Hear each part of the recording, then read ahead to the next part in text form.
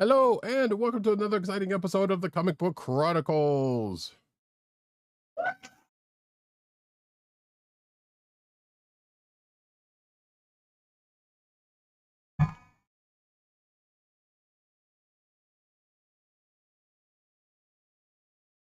We are here after an interesting bit of movie protocol, folks, but we will get into that in a second. What's up, Benji Games 2? I am your host, Roddykat. You can find me at Roddykat on Twitter. You can find me at NewsNoseNeed on Twitter. You can find me at CBCaps on Instagram. Carolina with Columbia down the way. And the sound effect you've heard come from none other than our man in Brooklyn, one agent_70 on Twitter and Instagram. What's up, everybody? We are back from Movie Protocol and hosting from the Borough of Kings, and you know what I have to play now. In honor of our Movie Protocol for Guardians of the Galaxy Volume 3. No! Sleep! Again!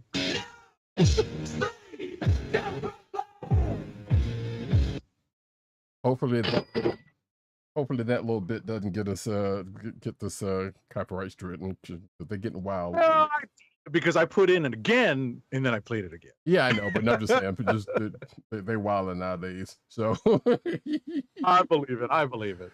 But yes, folks, we are going to get into some spoiler light talk about Guardians of the Galaxy Volume 3 in a second, but let me finish up the particulars of the intro in saying that this here podcast can be found on the Coastal Podcast Network, that's cspn.us. Do it today. You can also find us on your podcast perusal place of choice, whether it be Google Play, Apple iTunes, aka Apple Podcasts, Spotify, and the Cold Slither Podcast Network's SoundCloud page. Make sure to hit like and subscribe and leave us all the positive 5-star reviews. That helps, especially on Apple Podcasts. Right, and we're not those SoundCloud rappers you keep hearing about, or you used to hear about either. Although maybe there's somebody on the network that's doing some rapping on the thing. I don't know.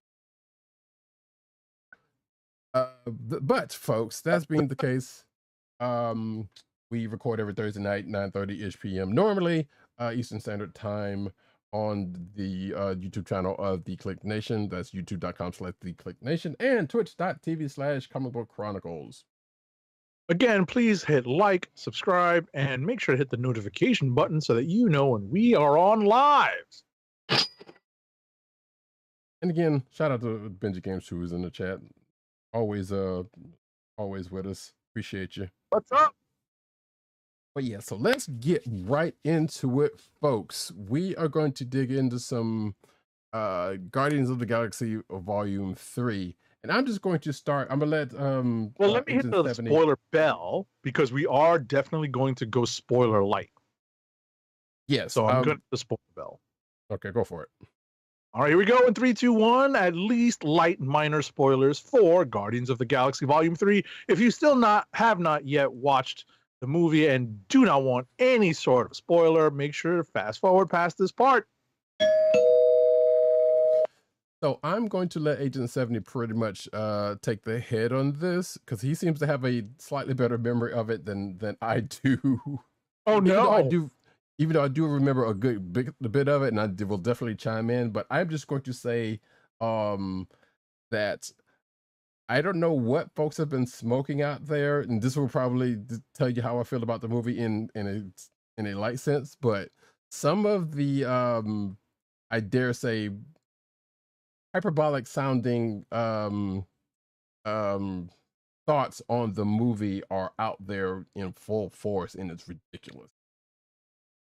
So I kind of see where Roddykat is coming from on this. All right, let me say I really did enjoy this movie a lot. Same. It is not a perfect movie, right? Not by any means. It is a gun specialty, and that has its positives and negatives. There are a great number of sound drops, music drops in this. Some to great effect, some to not so great effect. it's debatable. I think that some characters are very much well served in the stories. Some of them are still being treated very strangely. A couple of characters I think are not served very well by Gunn's interpretation. One of them being Adam Warlock. But there is a caveat to that, because the Adam Warlock that we meet in this movie is supposed to be on the young and undeveloped, immature side. And that gives the character room to grow, and other writers to continue the character's development and story. But in terms of the overall picture and the overall story, I really enjoyed this because Gunn took so many, they weren't even dangling plot lines, and he wrapped them up. Right? The energy eating creatures at the beginning of part 2 come back. Right. And I had to explain that to my buddies who were in my movie going crew. I said, that's from the beginning of part 2. Remember them? And they were like, oh. And I think they may have also used those in the video game, the recent video game too, I think. Oh, okay. I mean, that reference is out of my frame of reference. But I will say that to a certain extent, I understood that unless you actually actively went back and watched it, or just have a decent memory of the movie, I don't blame them for not remembering, because Guardians 2 is a long time ago. Right. Now, because of the whole controversy with Gunn's firing from Marvel and the pandemic and blah blah blah. Right. So I will say it has to be understood that the Christmas special is kind of required viewing, because that helps you understand where the characters are at the beginning of this movie. Yep. You should not skip the holiday special, the Christmas, I think it's the holiday special they call it, right? Correct. Right. Do not skip the holiday special if you want to go into Guardians 3 with an understanding of where the characters are in their story arcs in the timeline of the Marvel universe. The movie opens with Adam Warlock making a pretty big entrance, and that leads us, that's the impetus, that's the spark of the story. And it's not a big spoiler to say that the backstory, the origin of Rocket, is the beating heart of this movie. And that is where the adaptation of his origin and incorporating the high evolutionary comes in. That's obviously not canonical in the comics, but I understand, right? I sound like Chris Rock. It's like, I'm not saying he should have killed her, but I understand, So at the end of the day, I enjoyed this. There were, obviously just some weird quirks, but I think that most people come out of this movie, and I got this feeling there's a reason why my friends and we stood in front of the theater for more than an hour. We didn't get an early-ish show. We got a later show. So we didn't start until 8:30, which means the movie didn't start until 8:50. And we didn't get out until 11 something. We were in front of the theater talking until after midnight. We old, right? What are we doing out here after midnight just talking, in front of a movie theater? We're not at a bar or anything. We're just talking, right? Mm-hmm. And ultimately, I think everyone is coming off of a good high out of that movie, because the ending is mostly satisfying. The characters find themselves in mostly good places at the end. And the movie as the caps, as the end cap, as the tail end, as the capper for the trilogy works. It absolutely works. And I think that's what people are taking away from this movie, that it's, that balance of action and wonder and great characters. Even though we're not fans of all of the characterization, they're still good characters. They're characters that we know and love, that we are attached to now. And, we hope that they find themselves in good places, when these stories end. So, that's important. And that's what, honestly, that's what differentiates these Marvel movies from every other comic book universe or every other universe, Star Wars included, right? Like, Right. if they can't find a way to make these characters just, characters that you want to care about, then you've failed when it comes to telling the story. We care about a digital tree and a digital raccoon. You know what I'm saying? Think about that. Think about that, folks. These are CGI characters that we care about. That we want to see succeed. We do not want to see them harmed. And if we do see them harmed, we want retribution. And there is a Twitter. I know there is a Twitter account and some very rabid and no pun intended fans of Rocket Raccoon that I've yet to see what they thought about the movie yet, but they are totally out there and they've been out there since before Guardians 1. So that's how hardcore some of these folks are. Gotcha. Oh my gosh. All right. I just got a pretty funny text. I'm sorry. Anyway, no, you good. Bottom line though, with this movie, I think, and I'll open it up to Roddykat because I see his point, but I think that what everyone's saying is a feeling as opposed to like what their, actual, their actual review on a very critical level is of this movie. So you're saying they're hooked on a feeling? That was going to happen, folks. There was no way in the world that wasn't going to. Right. So I will tell you this, with regards to the music, one, we both know why I had to play the Beastie Boys drop to open the show, right? Because of what happens in the movie. That's one of the best scenes in recent memory.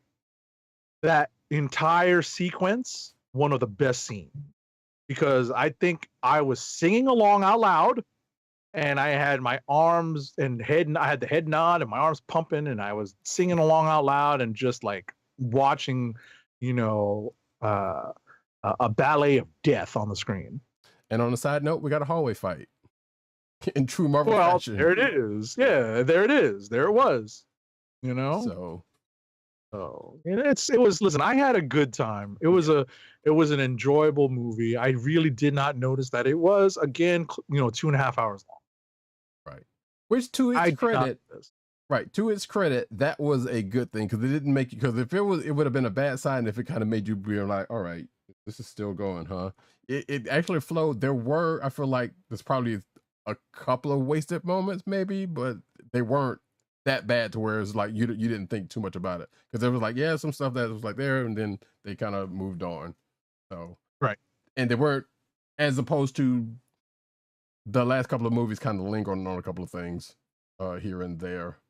But that being said, so to get into my little quick and dirty, so going back on what Agent 70 said about the music, yes, and this is what I'm about to say is not new because I told him this a couple of days ago when we were talking.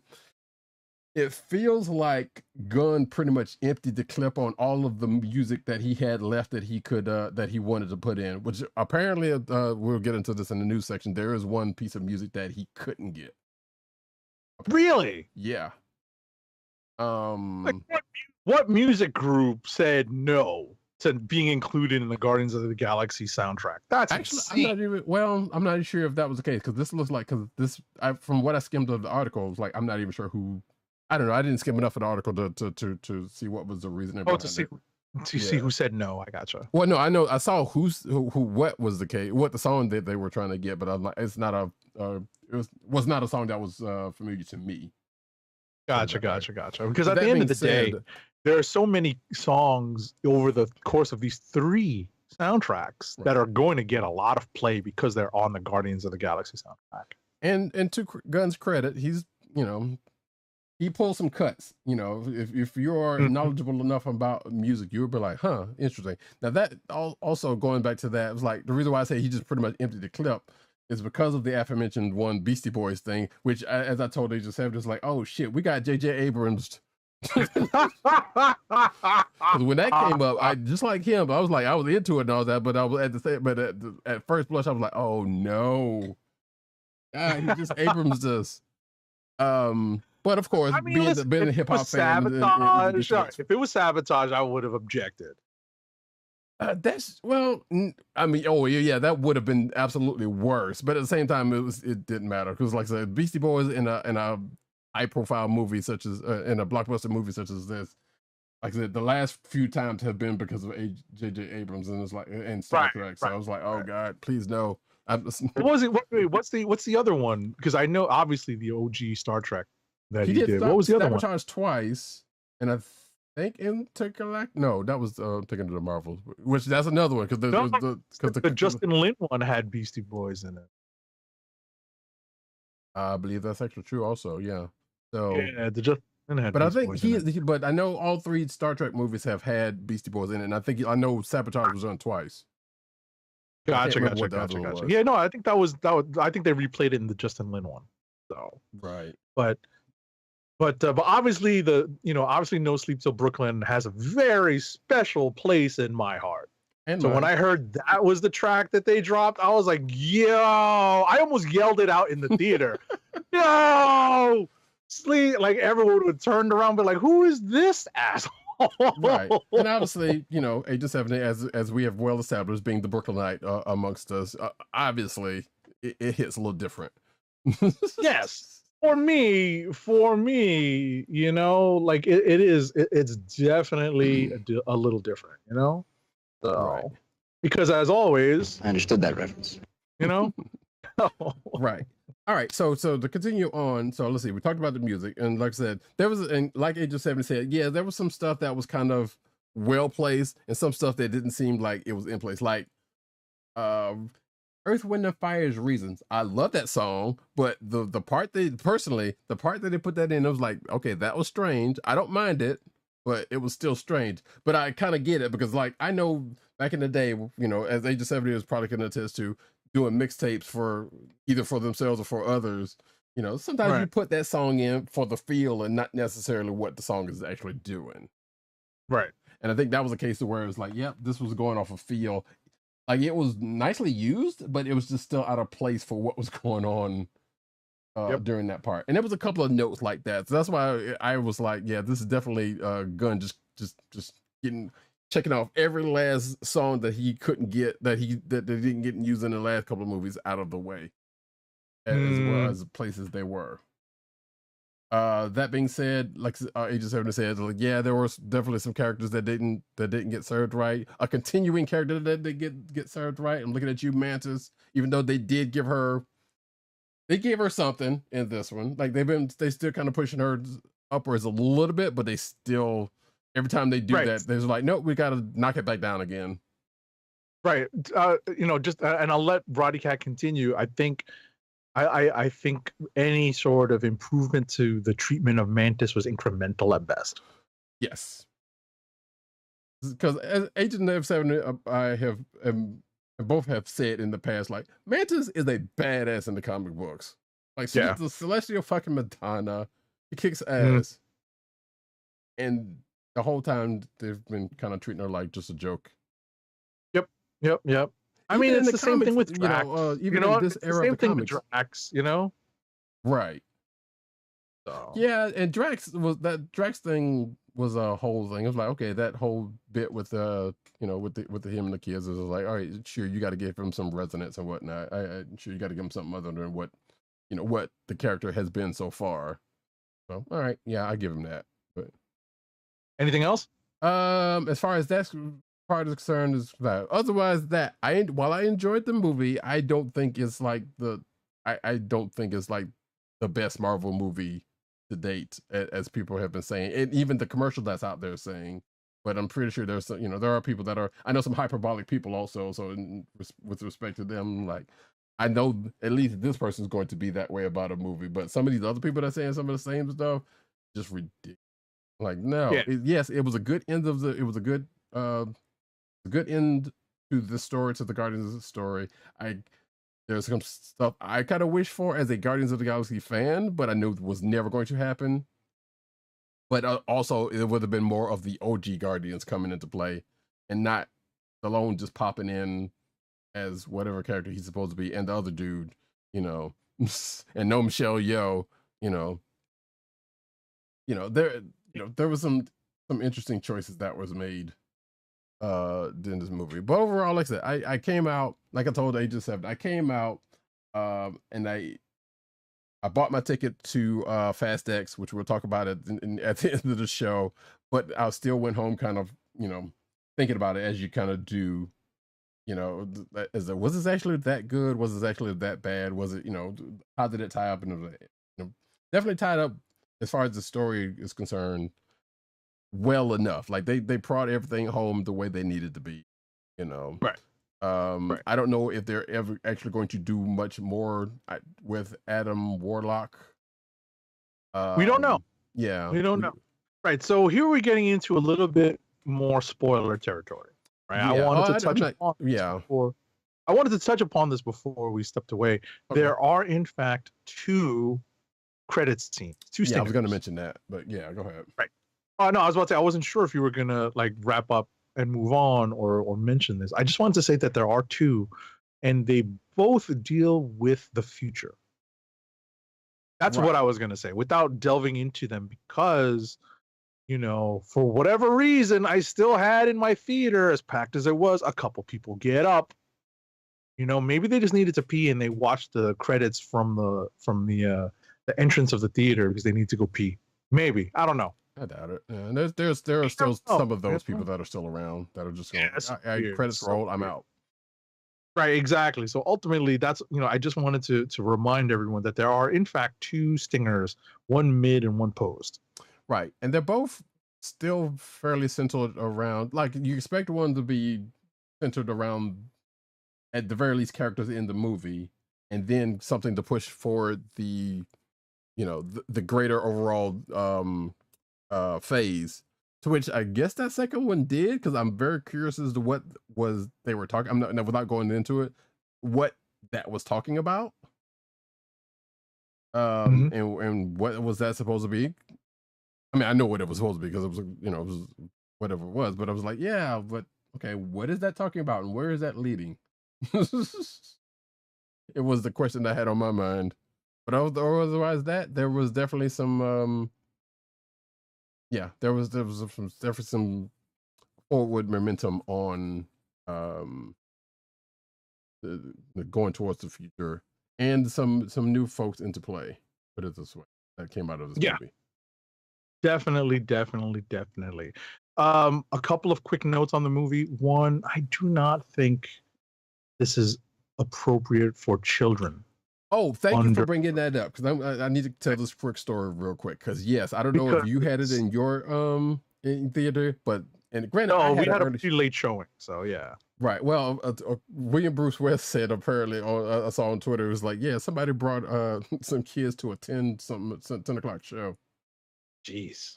And what Agent 70 said is spot on, because I was like, there was a curtain, even actually from the beginning, but there's a couple of spots, here and there during the course of the movie. Is like, yeah, these are not kid friendly at all. No. And there were a couple of young kids, like single digit age kids in my theater. Really? Yeah. That's a tough one. Because at upwards, probably maybe pushing 8 or 9. I would guess. I couldn't really tell, but they were definitely young. I was like, yeah, them kids should not have been here. Yeah, there are a couple of reasons for what I said. Right, one of them is, there are some pretty violent scenes in this movie. Right, there is a lot of exaggerated violence in this movie. Plenty of gunplay, and whatnot. There's also, even though it's mostly sanitized, there are definite instances of, animal experimentation and, maybe not outright animal cruelty, but it's definitely heavily implied. So, just, be aware of that. and And don't bring little kids to this. This is right, not kid friendly. and some slight, maybe pseudo body horror. Actually, not so Yeah, slight. Now that I think about the near the end, but yeah, yeah. I mean, we literally get like Warlock basically does something pretty horrific to somebody, and you torture know, Gamora. but yeah, exactly. So that's not I was a little on the shocked side, Right, going from Guardians 1 to this, right. I guess Gunn said it was like, well, if I'm going out with a bang, and taking the crew Exactly. with me, which Yep, he yep, yep. actually is. But then we'll get into that later. Um, there was something else on that point I was gonna mention. Then we can let it roll unless you got something else. But That's it for me. I think I covered the post credits. I covered a little bit of the violence and the age appropriateness of it. So yeah, that's what it is. There was something else I was gonna bring up on that line.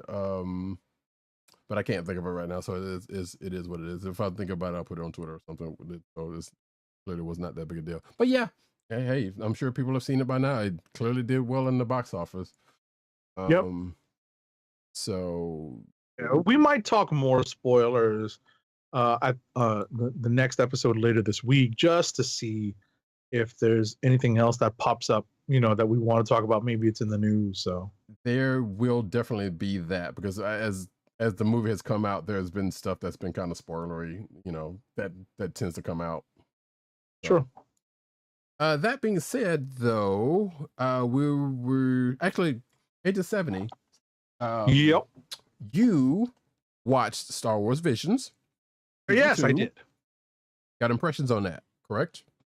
Yes, I have impressions. I will not spoil anything because Roddykat has not watched any of it. But I will say that this is a nice expansion of the idea of Star Wars Visions, because the first go around was very anime based, and they opened up, the good folks over at Lucasfilm opened up the the uh, the people who could contribute and participate in this type of project to worldwide animation studios. So we have a very diverse group of animation studios, 2D, 3D, computer rendered, so on and so forth, a mix of all of them, of many of those styles, many different storytelling points of view with character origins and even languages and music influences that play prominent roles in the expansion of the Star Wars mythology. So there are definitely a few that are very much worth watching. So I recommend giving those a shot. Yeah, matter of fact, when I mentioned it to Agent 7 a couple of days ago, I was like, I had intended on watching, at least started watching them, and did not get a chance to watch any of them. Right. And you'll see how that plays out during the course of this show, because I read all of 2 comic books as opposed to Roddykat, who got a lot of reading done, because I was watching Star Wars Visions and he was not. Yes. So, we just kind of come together. We fill in the blanks. We balance each other out. Exactly. And that being said, we're actually going to inch closer to the books in which we say that this past Saturday was yesterday, as of the time it was recorded, which is on a Sunday, was Free Comic Book Day I guess everywhere, but in the US specifically. And neither one of us went. Oh, we have, it's not completely on point, but bad baby. Oh, we were bad babies yesterday, yo. Yeah, it was an interesting time, because like I said last week, and I know Agent 70 had intentions. Yes, I did have intention. Yeah, but it was like, nothing came over. It didn't happen. It just didn't happen at all. And I was like, I kind of wanted to go, but it's like, this other stuff was going on. So I was like, I kind of needed. And I was gonna go today, even though it wasn't Free Comic Book Day. But I was like, man, I'm already busy doing this other stuff. I need to get it out of the way. So let me forget it. It's Right. gone. I have read a couple of Free Comic Book Day books that are out there because I know DC put a few of theirs out, and you can find a couple of others elsewhere that are digitally. So yeah, I did read a couple of them, but Marvel's notoriously, hold theirs for a couple of weeks to a month or so before they actually put them out for people to get digitally, Yeah, they'll hit unlimited at some point soon. basically. And well, I'm about to say and other places, but since they left Comixology, that's not going to be the place. Right. But that being said, hopefully, if you got a chance to partake of Free Comic Day, I hope you bought something from the store and not just took the free goodies. Exactly. Because, yeah, and I said what I was going in there for, I can pretty much go in there for any time, or at least for my local spot. Like if they still have what I want, I can go in there anytime. We'll see. That being said, we're going to go into the books with Spider-Man number 8. Alrighty, Spider-Man number 8 is written by Dan Slott with pencils actually by Mark Bagley, inks by John Dell and Andrew Hennessy, colors by Edgar Delgado, and letters by our favorite lettering paisan, VC's Joe Caramagna. So, as I have said, since the ending of the the end of the Spider-Verse, Death of the Spider-Verse, I forgot what it's called already. End of Spider-Verse, yeah. End of Spider-Verse. I thought this Spider-Man adjective-less title was going to end. I was wrong. In fact, it is continuing as a companion book to the Amazing Spider-Man book that is, the mainstay title of the Spider-Man corner of the Marvel Universe. And this issue finds Peter basically back in the saddle again. And he is revisiting an old trope. I don't know if that's the right way to put it, but this is definitely an old idea that Slott is revisiting, and that is Peter as Spider-Man thinking he needs to do more because he comes up short in the superhero department. And that, that's not, I was about to say, that's not an old story when it comes to Peter Parker, aka, I would say like e.g. Six-Arm Peter Parker, Right. Actually, I was going to go further to emphasize I think this particular way, this particular thing that is happening is pretty much been done before, I feel like. Oh, yeah. But this exact thing has kind of been done, maybe in a slightly different way, but it's been done before. And I found myself saying, Peter, didn't you learn the first time you tried this, or the first time this happened to you? Right. Right. But it's continuity and the lack of it being what it is, it's kind of tough. But it's as you said though, it is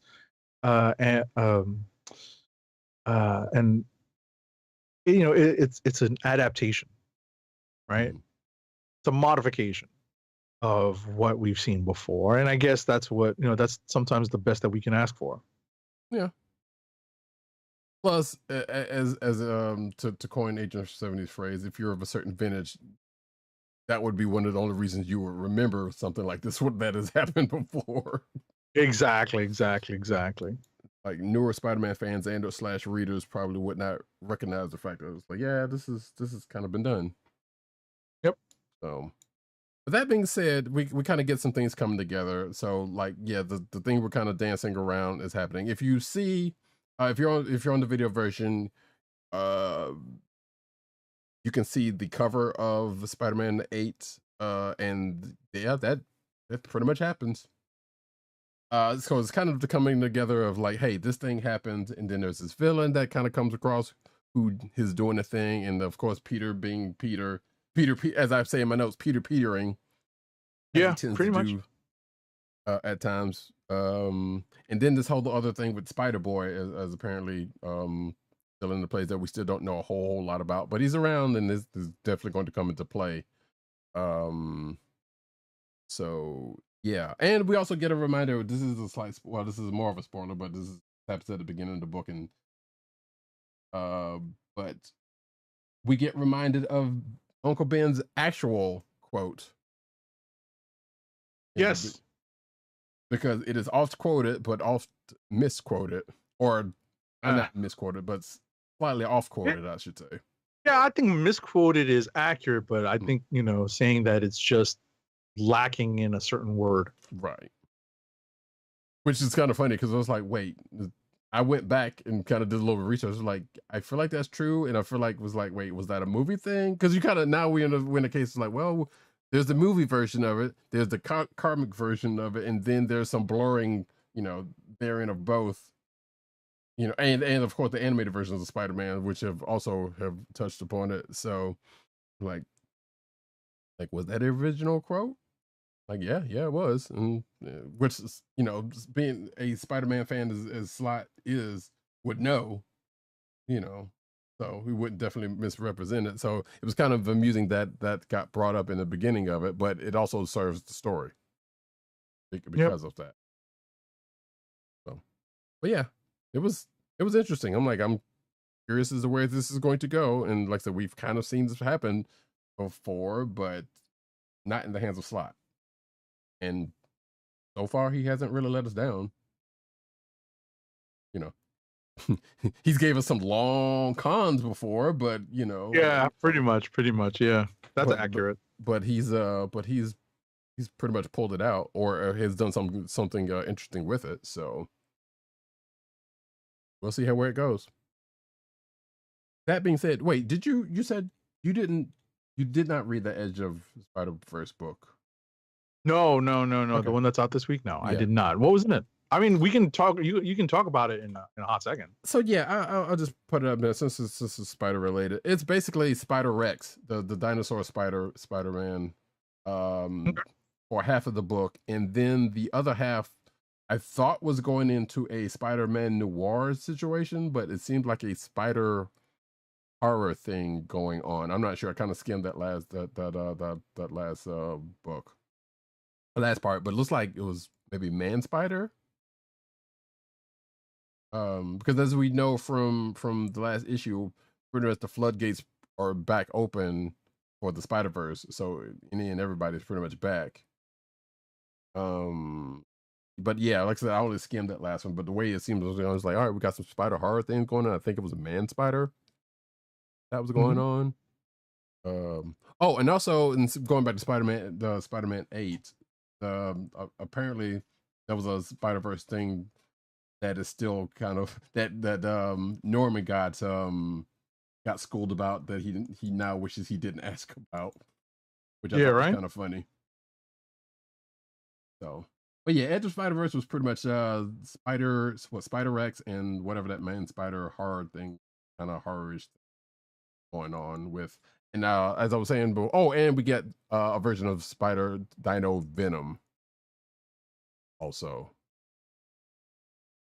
And of course the 66 Spider-Man theme. So there you go. You can read to see how all of that kind of comes together in that first story.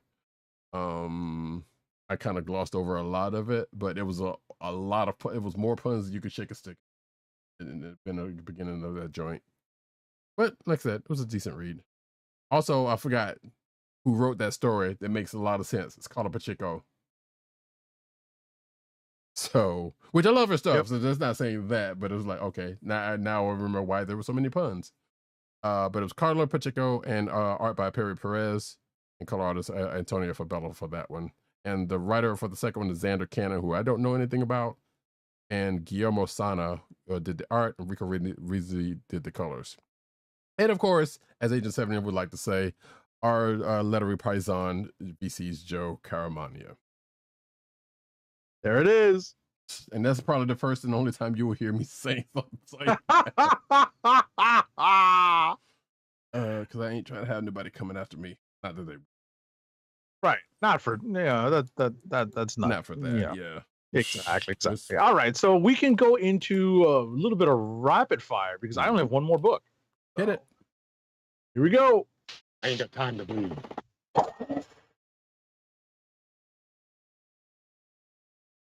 The only other book I read this week is Batman number 135, which is actually legacy numbered Batman number 900. It's written by Chip Zdarsky with pencils by Mike Hawthorne, Jorge Jimenez, and Mikel Janin, inks by Adriano Di Benedetto, Jorge Jimenez, and Mikel Janin, colors by Tomu More and Romulo Fajardo Jr. Typo in my credits. And letters by Clayton Cowles. Obviously not a VC because that is a Marvel gig. This is a DC gig. So this is a big anniversary for the Batman comic book. This is issue number 900. And it was this issue that made me understand why Zdarsky put Batman on this weird alternate universe / time travel timeline adventure. Because it is an anniversary issue meant to show Batman, spoiler alert,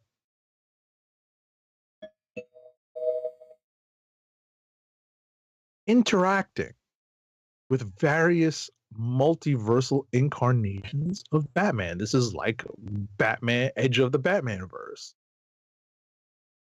And I kid you not, it was very entertaining once that realization kind of hit me that was Zdarsky's point of, kind of putting Bruce Wayne into this alternate timeline.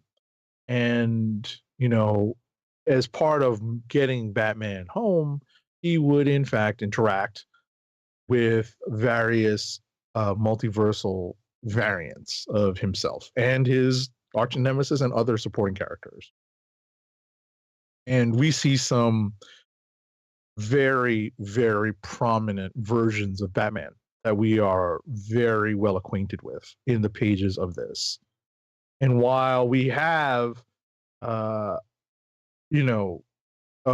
resolution of this book that, brings us to, the present tense, mostly, there is kind of a cliffhanger ending at the end. So we'll see where the next issue of Batman takes us.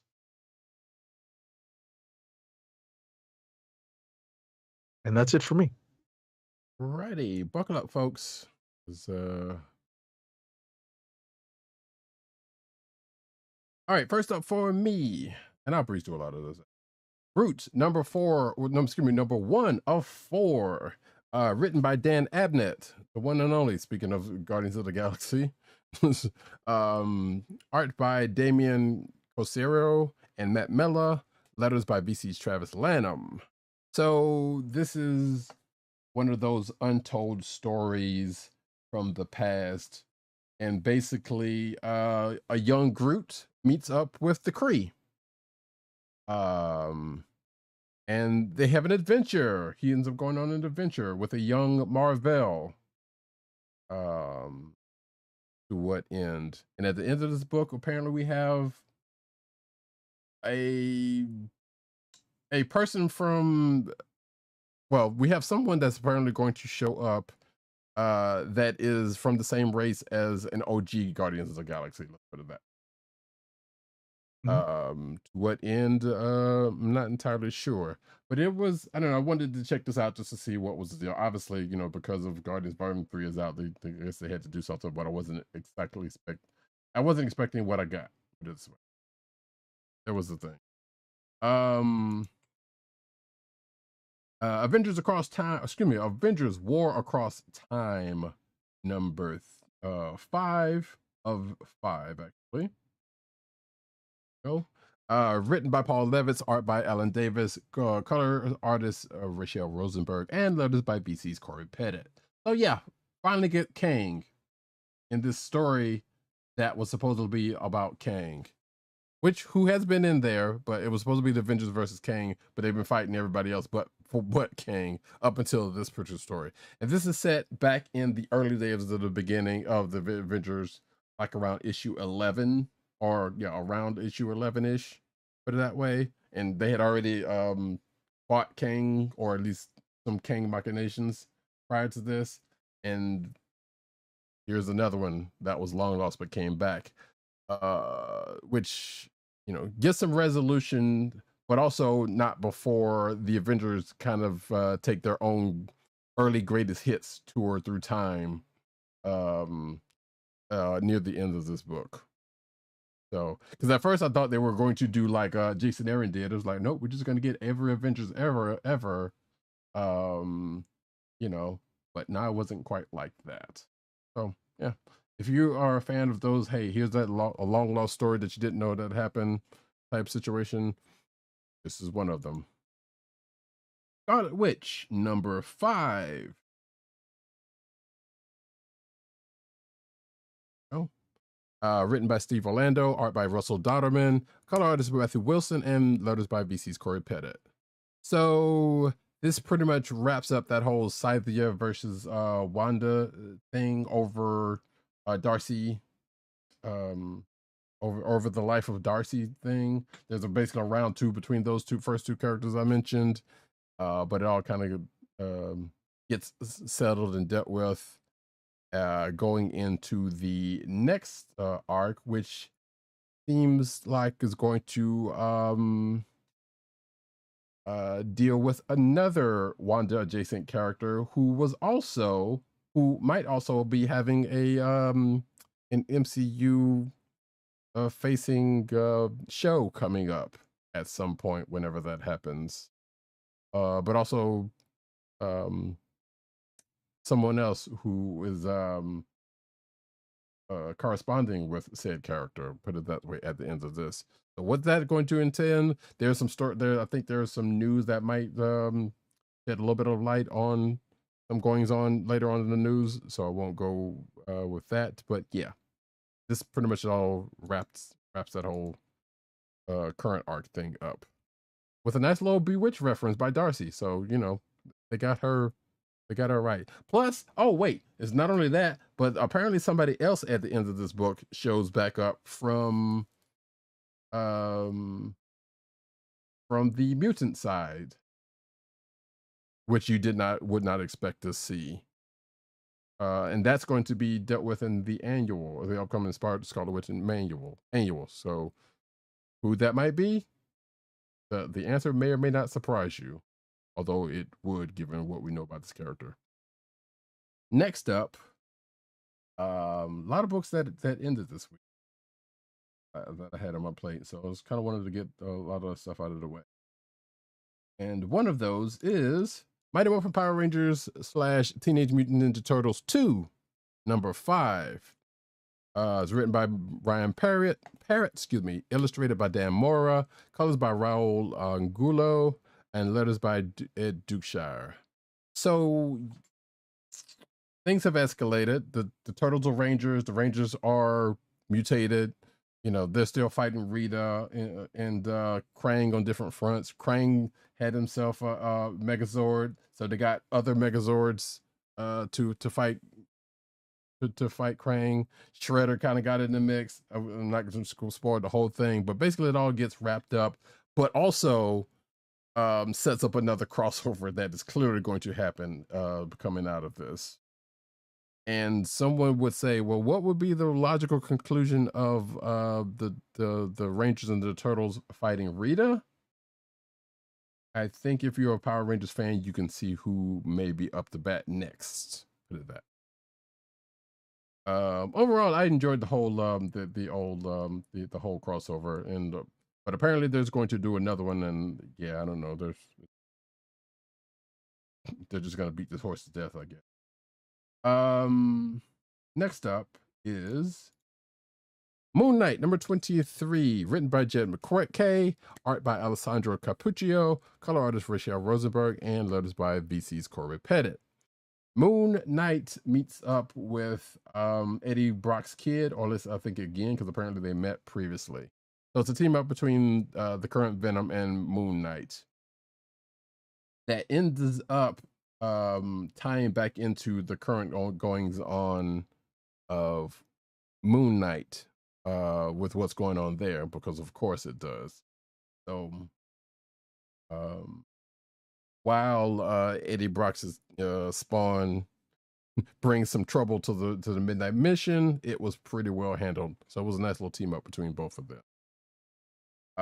Star Trek, Deep Space Nine, The Dog of War, number 2 of 5. Which fairly lengthy. Written by Mike Chen, art by Angel Hernandez, colors by Nick Filardi, and letters by Neil Iwatake. So yeah, there's a cute little corgi that is on the station that just happened to be saddled with some Borg tech, or it came along with some Borg tech. I said the last time we talked about this book, there's some. I feel like this is some definitely hinting at some Cowboy Bebop-esque shenanigans with this dog, and at this point hasn't presented itself, but I feel like it's still there some kind of way. But there's some, but the station's kind of taking this dog in and whatnot. But apparently there's, and on the other side of this, this is being in the middle of the Dominion War. The Starfleet's kind of up against it, so they're looking for any kind of thing to give them an edge, and that's where the aforementioned Borg tech comes in. And for anyone who may have watched Star Trek Picard season 3, this is going to sound kind of familiar, and that's all I'm going to say about the Borg tech. Is going to sound very familiar, which ends up being some issue in that book. I mean, in that show. And that pretty much, like I said, if you know the season and the show, you know what I'm talking about. So this may even be something that's leading up to it, given the time frame of it. But I don't know. I still haven't gotten any clarification of whether this is in canon with the stuff that is on TV or not. I think most of the stuff that they're putting out now is supposed to be. Not sure. Regardless, we'll find out. Star Wars number 34. This is a Star Wars block, folks, so buckle up. There we go. Written by Charles Soule, art by something Matterbeck. I didn't fill in that in. Colors by Rachel Rosenberg and letters by Clayton. Pardon me a moment, folks, because I actually get. Yeah, I was about to say, I'm like, what was the I'll pull the book if you're still looking for it. It's a Darth Vader book, right? No, just regular Star Wars. There we go. Matterbeck Musa Bekoff. That's why you did.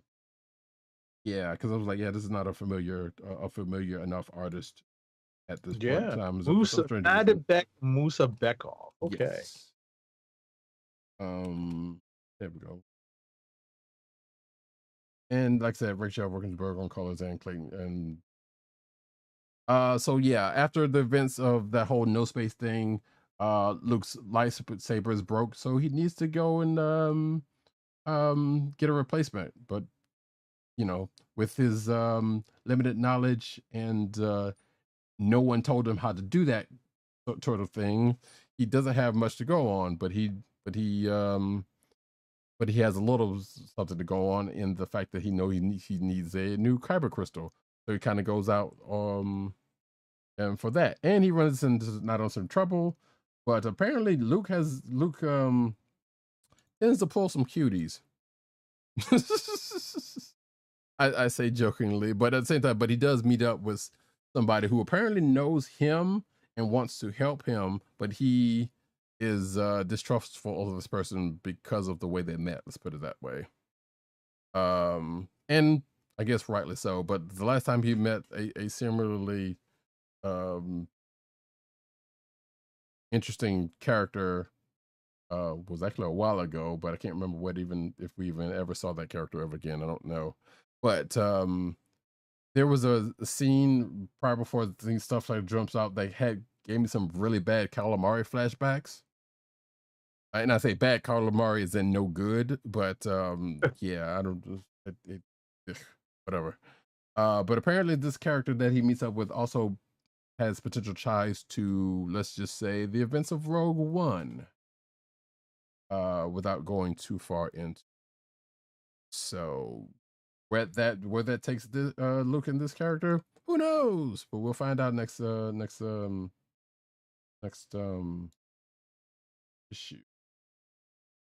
Next up on the plate is Star Trek Yoda. Excuse me, say it. I knew it was gonna happen one time. Star Wars Yoda #7, written by Mark Guggenheim. Matt Guggenheim is a different fellow. I was about to say Mike Gargan. Look like I didn't put Matt Gargan, but art by Alessandro Miracolo, color artist Annalisa Leone, and letters by VC's Joe Caramagna. So this starts a new arc, but it also starts off with whoever this Force Ghost is that I think we're supposed to know, kind of still bugging Yoda about trying to get involved. I still think I know who it is, but I'm not entirely sure if that's the case. But it leads into another flashback that I say is, as I look in my notes, I don't have an appropriate sound effects, but basically, oops, excuse me. The flashback turns into a more grievous time. You get it. Just, you don't even have to let it sit in. If you know enough about Star Wars, you got it. So yeah, this kind of flashes back to that particular time frame, and Yoda going on a mission with Anakin, and of course the aforementioned Grievous is involved, and apparently mega droids. But it's all leading up to something which we will talk about. Well, this in the next book, I think, is possibly starting to lead up to another event. But we will talk about that in the news that I don't remember talking about previously. Next up, Star Wars Darth Vader. We're rounding the corner, folks. Trust me. Greg Pak, the writer. Art by Adam Gorham. Colors by Federico Blee. And letters by VC's Joe Caramagna. So, I'm just going to say 3 words. It's actually 2, but say unlimited power kind of comes into play in a sense. Actually, kind of more directly is said, but at the end of last issue, something happens, and it caused Vader and the Emperor to kind of have their powers amped up. Vader's kind of pretty much going out of control.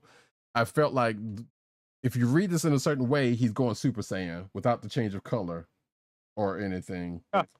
But yeah, but a thing called the Force Wave kind of happens, and I was like, I had to look this up because like I don't recall anything of like that ever happening in anything that I have had any thing to do with. So maybe it's a Higher Republic thing that I was not aware of. The only thing I can find out is some stuff from various Star Wars video games, and none of them played out the way this is presenting itself. Either way, Vader's losing control of his powers. Sabe goes to try to help him for some reason, and that's where the book goes from there, and it kind of ends up as a quote-unquote test at the end. Go figure. And like I said, this is starting to lead up to an event. I'm not sure what this particular Force Wave thing has to do with that, but we'll see. Last of the Star Wars corner is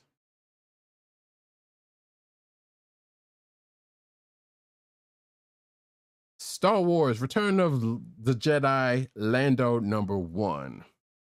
It's written by Stephanie Phillips with art by Alvaro Lopez, colors by Antonio Fabella, and letters by BC's Travis Lanham. So if the title of the book tells you anything, it tells you where this is placed, or around where it's placed. And from what I've seen, from what I've read of this, it takes place before an upcoming issue of Star Wars book. We're on Star Wars 34 this week. This particular book happens after Star Wars #38, which hasn't come out yet because it doesn't come out till September.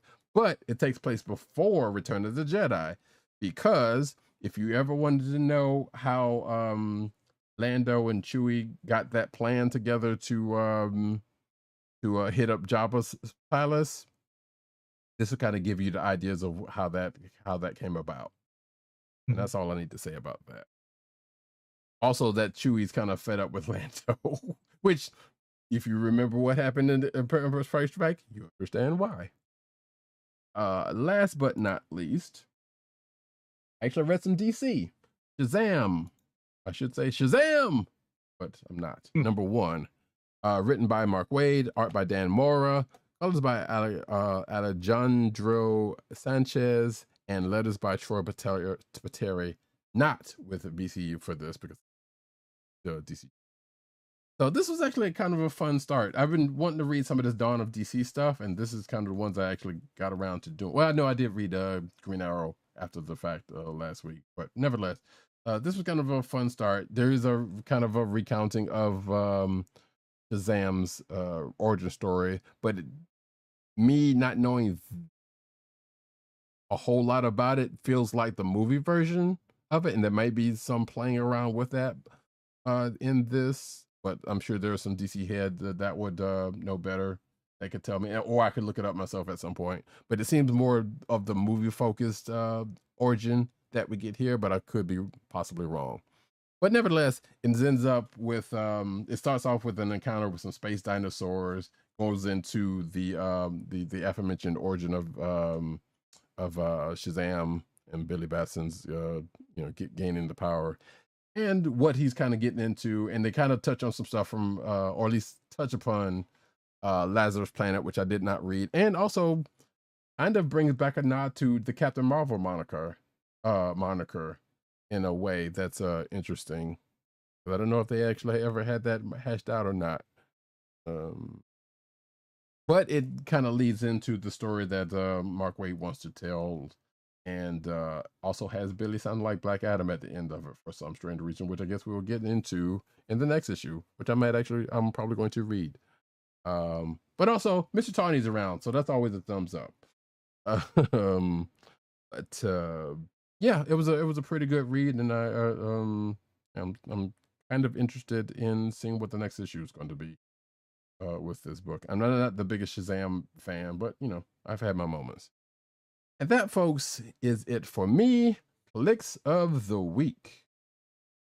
Kliqs of the week.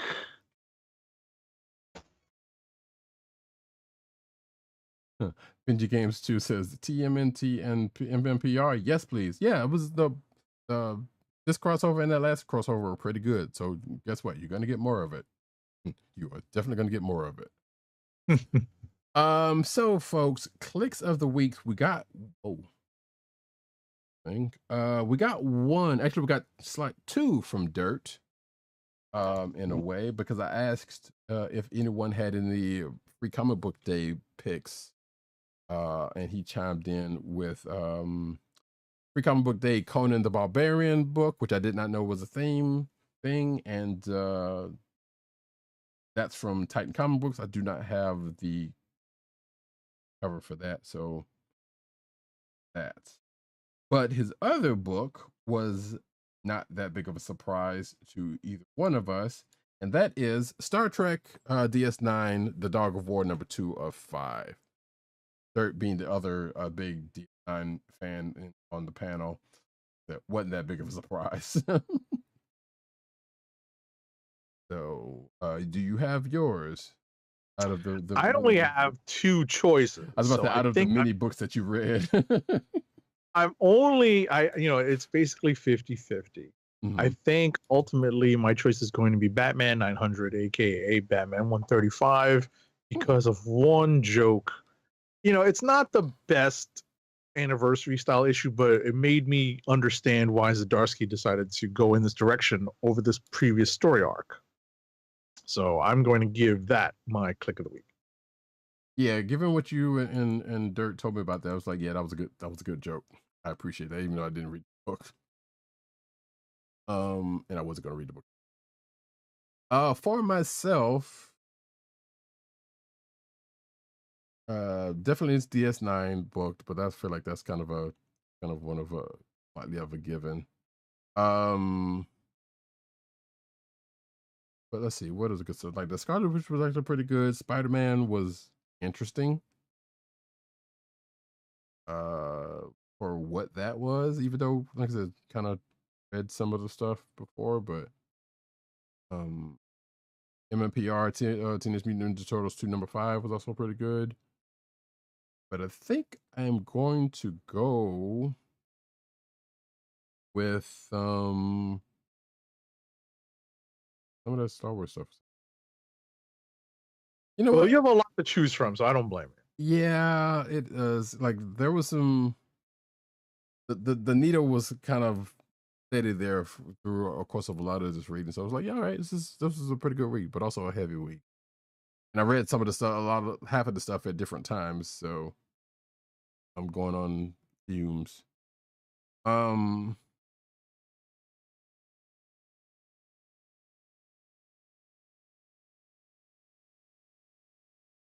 am actually weirdly teetering and against what I was thinking originally, and to go with Star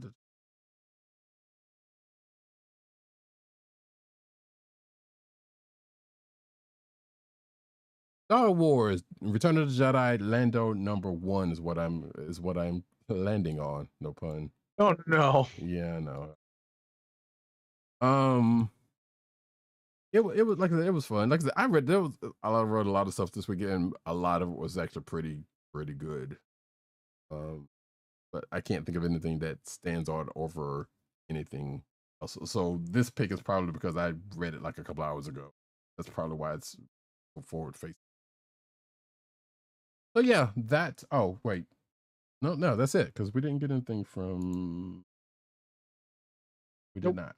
So yeah, those are Kliqs of the week, and we're going to get into the news. But first, let's get an ad. Our first ad read of the night is for Wink, the personalized wine club. Wink is a world of wine delivered right to your door. From rosé to Cabernet to Torronté, Wink has over 100 styles of wine to discover. Ever try an orange wine? Wink connects you to a world of exclusive wines tailored to your taste and delivered directly to your door. Wink delivers 4 bottles of wine to you every month with free shipping. You can pick your own bottles or let Wink choose and match to your taste. It doesn't cost a thing to become a member, and you can skip or cancel anytime. And now the listeners of the Comic Book Chronicles can enjoy an exclusive discount of $20 off your first order. To place your first order with $20 off, and to help keep our show free for you, go to our network website at cspn.us/wink. That's cspn.us/WINC. Wink wines through CSPN. Do it today. Now we get into the news.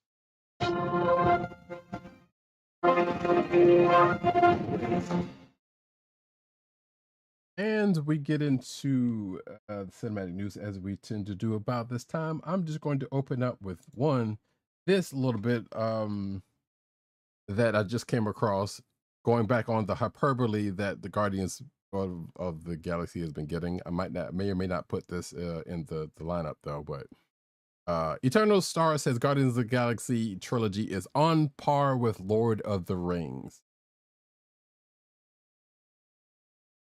Let that sink in, folks. What? Yeah. It's not in the lineup. I just saw this on the side of the first story, but I'll probably put it in the lineup later on.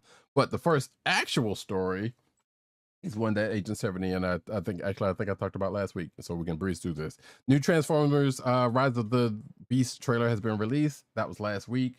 Talked about it, right. But I don't think I put it in the actual news lineup last week. It's out there if you want to check it out. I don't think we're going on movie protocol for it, but I am more curious about this movie, and I even ended up buying the damn box set of Transformers movies so I could watch the rest of things. Wait, when is this movie out? June 9th. Oh wow, it's a month away. Mm-hmm. We already got as we're going to get to it near the end of the show. We already got some stuff going on. Yeah. Anyway, craziness. Next up, Chris Hemsworth leads a star-studded animated prequel, Transformers 1. The Transformers franchise is returning to its animated roots with Transformers 1, and now we know who will be lending their voice to the film. So this will be directed by Toy Story 4's Josh Cooley. At CinemaCon 2023, there was an announcement that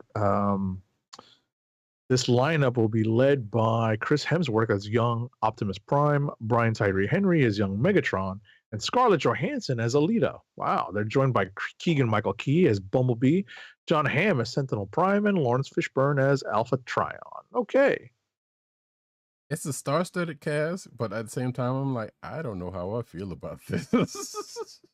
See, you know what's funny about Prime not being the voice we all know and love? Mm-hmm. Right? And his name is escaping me. Forgive me, folks. What is his name? Peter Cullen. Yeah. Peter Cullen, right? Yeah. Peter Cullen. So I want to give Hemsworth the benefit of the doubt because he has that different voice that he uses in Star Trek. True. It's a neutral voice. It's not, he doesn't carry that like Thor accent. Right. Yeah, it's not Thor, just like a mix of Aussie and European. Right. So, I'm willing to give Hemsworth a shot at this.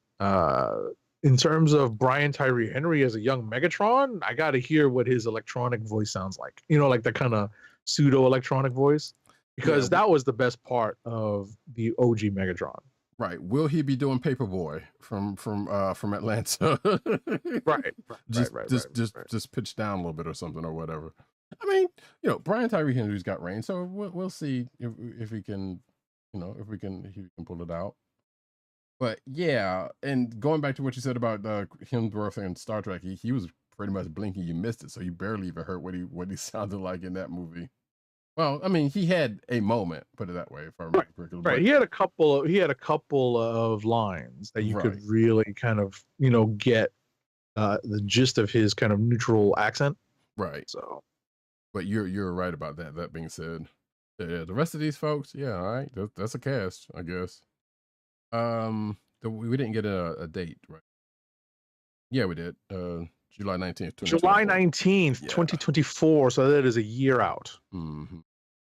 We'll see. I'm probably gonna watch it, but I don't know. I still don't know how I feel about it at this point. Anyway, Spider-Man Across the Spider-Verse to feature Andy Samberg, apparently. I had to look this up on IMDb because at first this seemed like because when I read this, it was basically saying that Andy Samberg and Jorma whatever his last name is. Jorma Tacome, I'm not sure how to pronounce his name. Both basically, if you know him from The Lonely Island, they're both in Spider-Man Across the Spider-Verse. And apparently they are both actually listed on IMDb. One of them has a character name attached to it, which I won't say. And the other doesn't. I'll let you find out which one is which, if you feel so inclined to do so. But basically, this was from the Lonely Island's Instagram Instagram post, and which says Jorm and Andy are quote unquote in this, which again led me to believe that it was like or goof or a gag. Apparently, there's something to it. It seems, or unless IMDb is in on it, I don't know. But apparently, yeah, both Andy Samberg is probably going to be in Across the Spider-Verse. And I'm just thinking to myself, like, you know what? He'd probably play the Spot. I can see him playing the Spot, but there's no, who knows? There's nothing saying who's what. Next up, Spider-Man Across the Spider-Verse seems to have too many Spideys to count in a new teaser. So, yeah, I have not watched this teaser. We both know we're going on Movie Protocol to go watch this, so we are not trying to get too deep into these trailers because this movie swings into theaters June 2nd. That is literally less than a month away. Holy cow. Yes, sir. And I'm probably gonna watch Into the Spider-Verse again right before. Yeah, probably. Continue with the Spider-Verse news. Spider-Man Across the Spider-Verse confirms Metro Boomin cameo. I don't know too much about these young rappers slash producers slash whoever these folks are.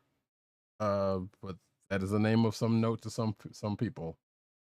I've heard the name before, but I don't know too much. Don't know too much about this stuff. But apparently, he's got a cameo in the movie. Okay, next up. Apparently, earlier this year, Mila Kunis, the actress, was spotted having lunch with WandaVision helmer Matt Shakman shortly after the filmmaker was named director of Marvel's Fantastic Four reboot. So, because the film is being actively developed at Marvel Studios, fans quickly started to speculate as to the actor's involvement in the film. So, basically, I was at the last episode of the Late Late Show with James Corden. Mila Kunis was on, and she basically said, that,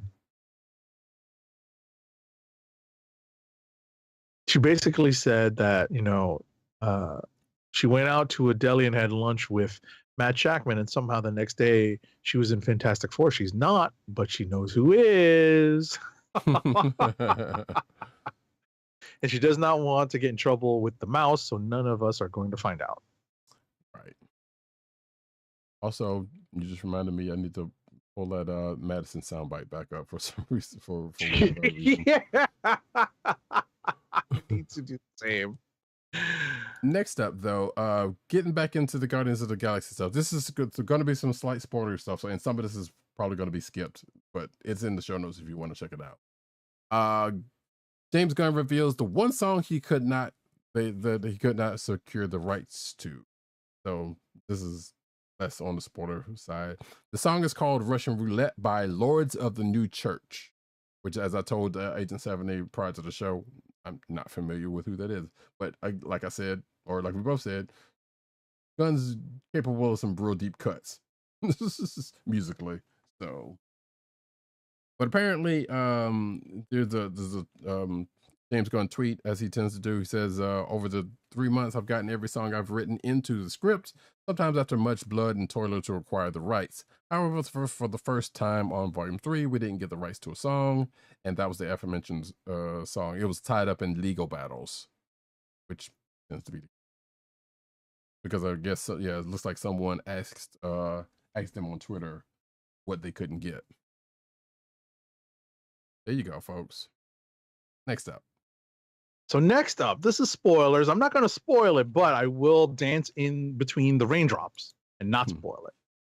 The bottom line is there is an instance of Groot saying, "I am Groot," but that's not what we hear. And that is the kicker, and it is confirmed by Gunn. And a lot of us were trying to figure this one out. I listened to another podcast, and this was a theory they posited, and I tended to agree. And it's interesting that Gunn came out and confirmed it. Right, because when that part came up, I was like, "Wait, what?" yeah, exactly. And part of it was there was in fact a long running gag through the movie. I thought that was so well played. Oh, I know what you're talking about. Yes. Right, involving Groot and a certain character who originally had gotten used to it, but this version not so much. Right, which actually brings me back to something I was going to say earlier, actually, because that other character that you just mentioned, I could have sworn was being played by someone totally different than the original person who plays that character. At least from the way they looked in this movie. It probably is that person, but I was like, why does this person look so much different? And it's not even the makeup. Like, it doesn't even look like this person playing the character that they've been playing for the last couple of movies. But I think it is actually them. It's just that. Yeah, it's them. It's weird. Probably just like the 5 will get you 10. It was intentional to kind of show how it's a different version. Right. Subtle touches. Yeah. Subtle touches. Well, it was subtle enough to where it was like, that doesn't look anything like this person. So it got me. It worked. Anyway, wait, this guy had a what? Yeah. So I'm gonna take these next two, if you don't mind. Sure, go ahead. So yeah, Pete Davidson was spoiler alert, Pete Davidson was in apparently Guardians of the Galaxy in a cameo. I missed it. I totally did too. A matter of fact, I can't even think of the character, what this character he played looks like. Or maybe it might have been a voice, but I don't know. And I don't care for Pete Davidson none at all, so I wouldn't be looking for him in anything. Bad enough I've seen the commercials I keep seeing on Twitch, the Taco Bell commercials. But yeah, apparently Pete Davidson was in it because he just so happened to be on set, chilling, and got into the movie.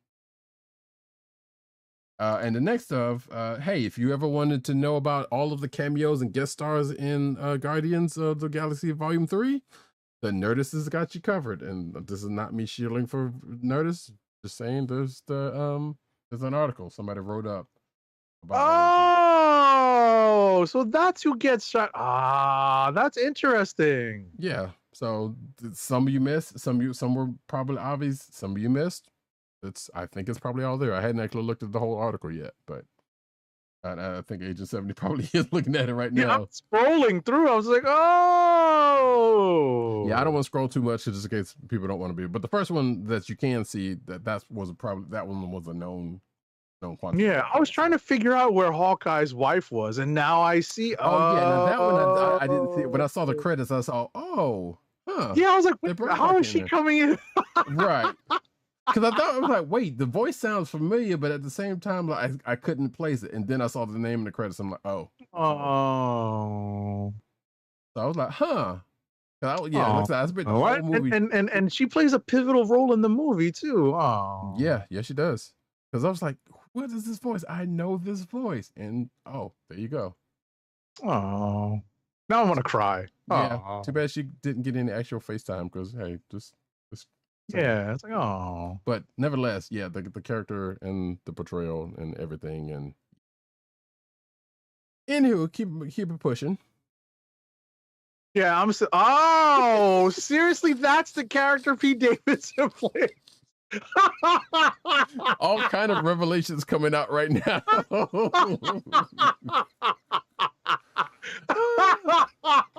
I love it. Yo!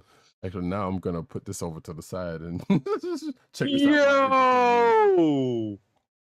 That was wild.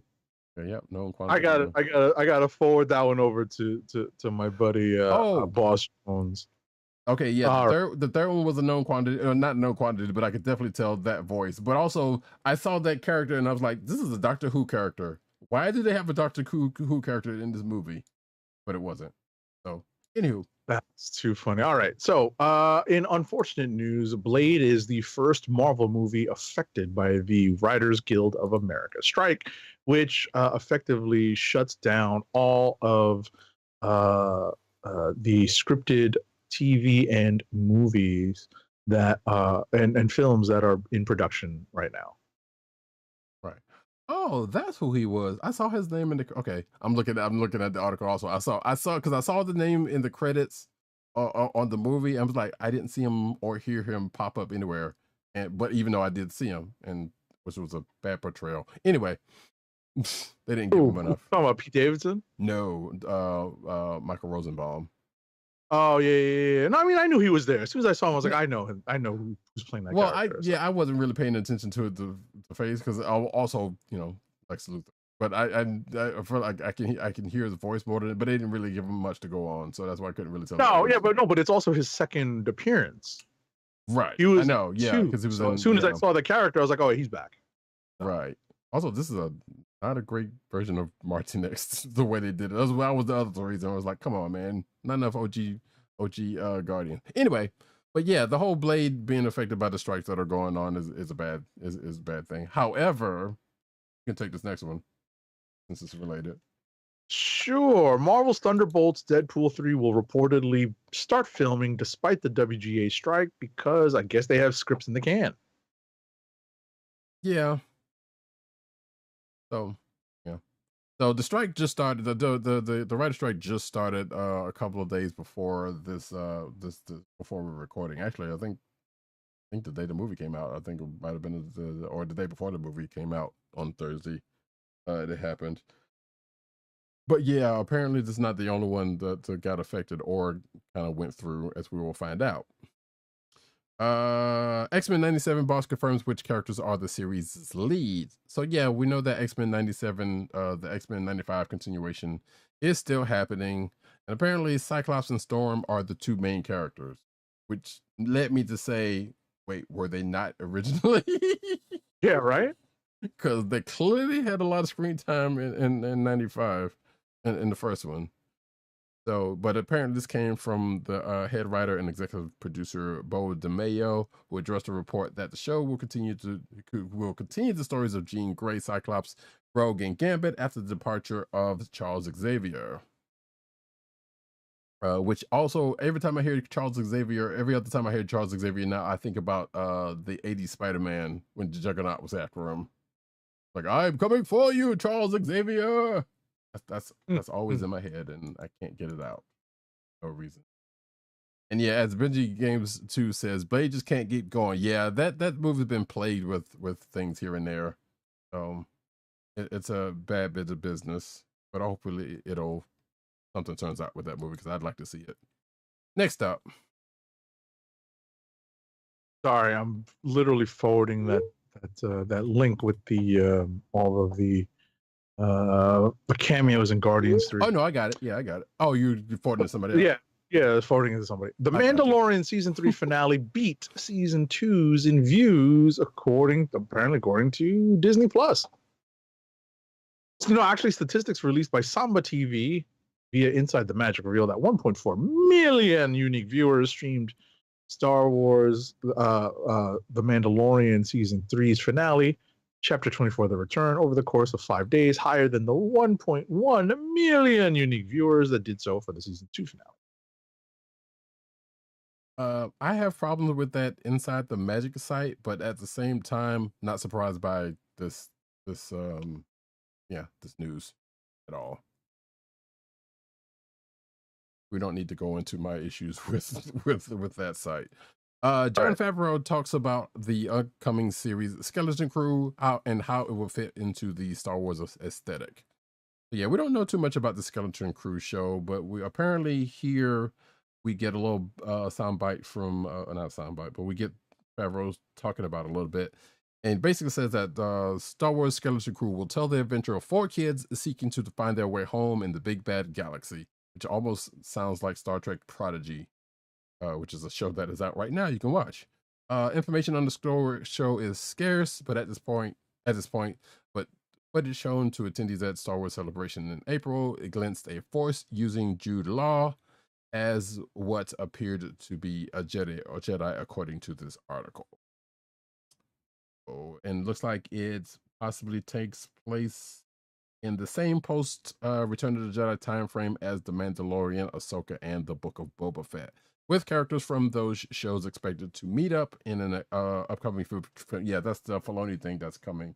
I guess they are going to do the this Adventures Assembled for Star Wars thing. Next up. So, despite the WGA officially going on strike, apparently, according to Variety, the second season of Star Wars Andor is expected to resume production despite the writer's strike. So, scripts were locked already before the strike. Sources say that Tony Gilroy is still working as producer on specific non-writing elements like casting and scoring for the Disney Plus show. Okay. Right. Raiders of the Lost Ark whips back into theaters before Indiana Jones 5. So apparently, Fathom Events announced that actually looks like all of the movies are coming back. It's on June 4th and June 7th. Fathom Events that they're going to put the movies back in the theaters. Actually, wait, hold on a second. That were released over 3 weeks after. Okay, I thought all of them were coming back, but maybe it is just the original Raiders. I thought they were going to do what they were doing one of those things like, hey, we're going to play all the movies in a marathon type situation leading up to the Battle of Destiny, but it doesn't seem like that is the case, or at least from what I'm seeing in this article. And this kind of actually had me thinking about it for like 5 seconds. Like, I own all of those movies, but I wouldn't mind seeing Raiders of the Lost Ark in the theaters one more time. Kind of got me thinking about it. The new movie, I'm not still not too sure about, but you know,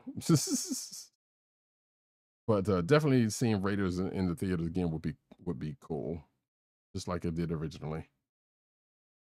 Next up. Palm Clementieff has already talked to James Gunn to play a specific DC character. I feel like we've already talked about this because this is like an older article from April 27th. I brought it up to you, but we didn't. I don't think we did it. Oh, okay. I thought we talked about it. No, so yeah, we definitely. I definitely told you about it last week after the show. Got it. So bottom line is, Variety asked what what her future plans are, and she's already come out and said she's not going to tell you guys, but she's had conversations with James Gunn already. Nothing's confirmed yet, though. There is a specific character she wants, but she can't say it. Yeah, I don't think DC has the level of, well, Gunn's in charge, so probably less matters, but I don't think DC has the same level of snipers as Marvel does, but it's good that she can keep a secret. Right. Good for her. Yeah, plus, who wouldn't want to look at Palm Clementieff? There you go. There you go. Speaking of the DC corner of the universe, James Gunn's Superman Legacy script, the first draft, and I'm saying that for purposely, was completed days before the writer's strike.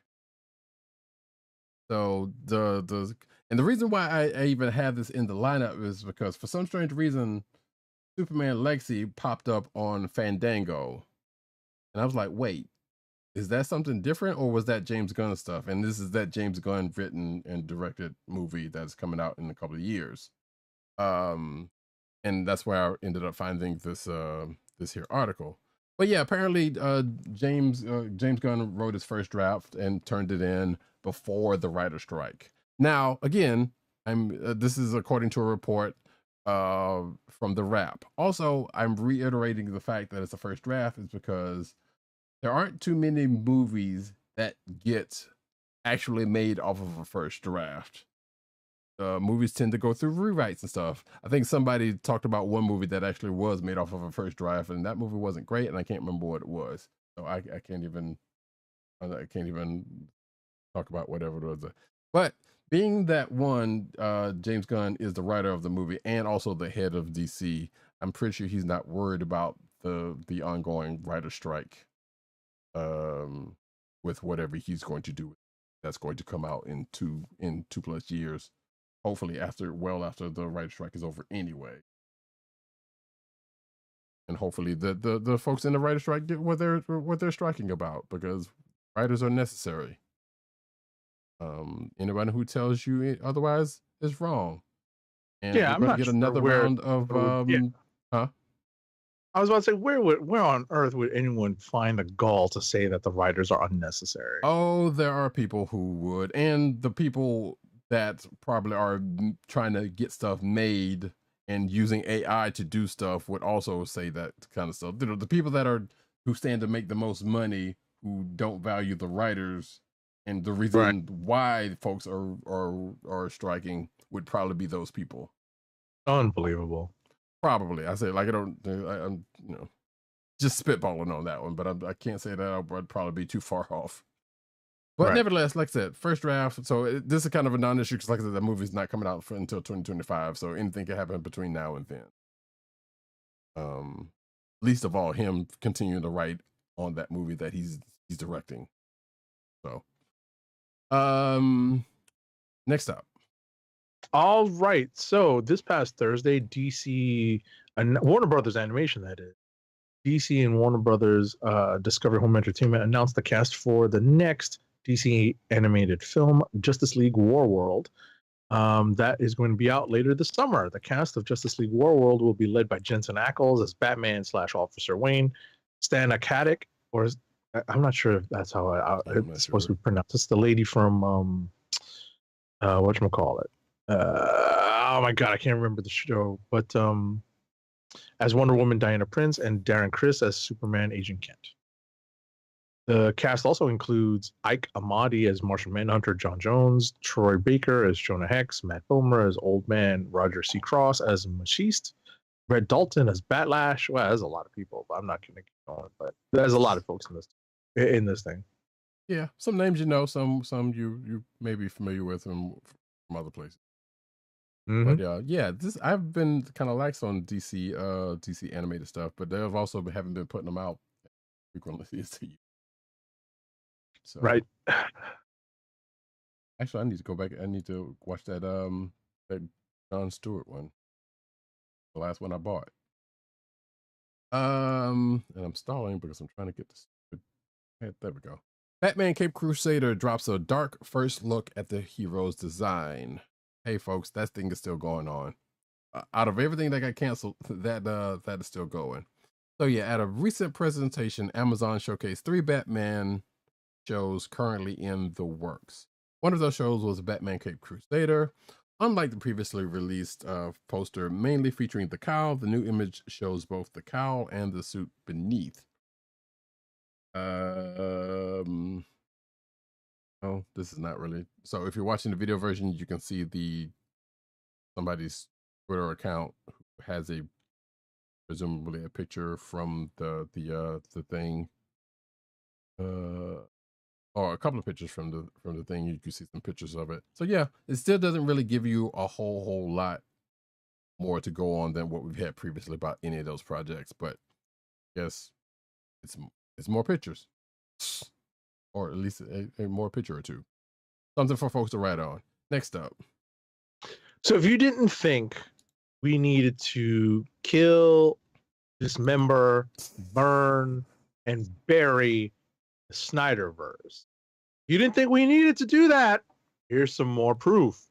Speaking at the Full Circle event, where Snyder's previous DCEU films were screened for attending fans, Zack Snyder said, quote via Twitter, that the Greek god Zeus was going to possibly be a Kryptonian in his cinematic universe.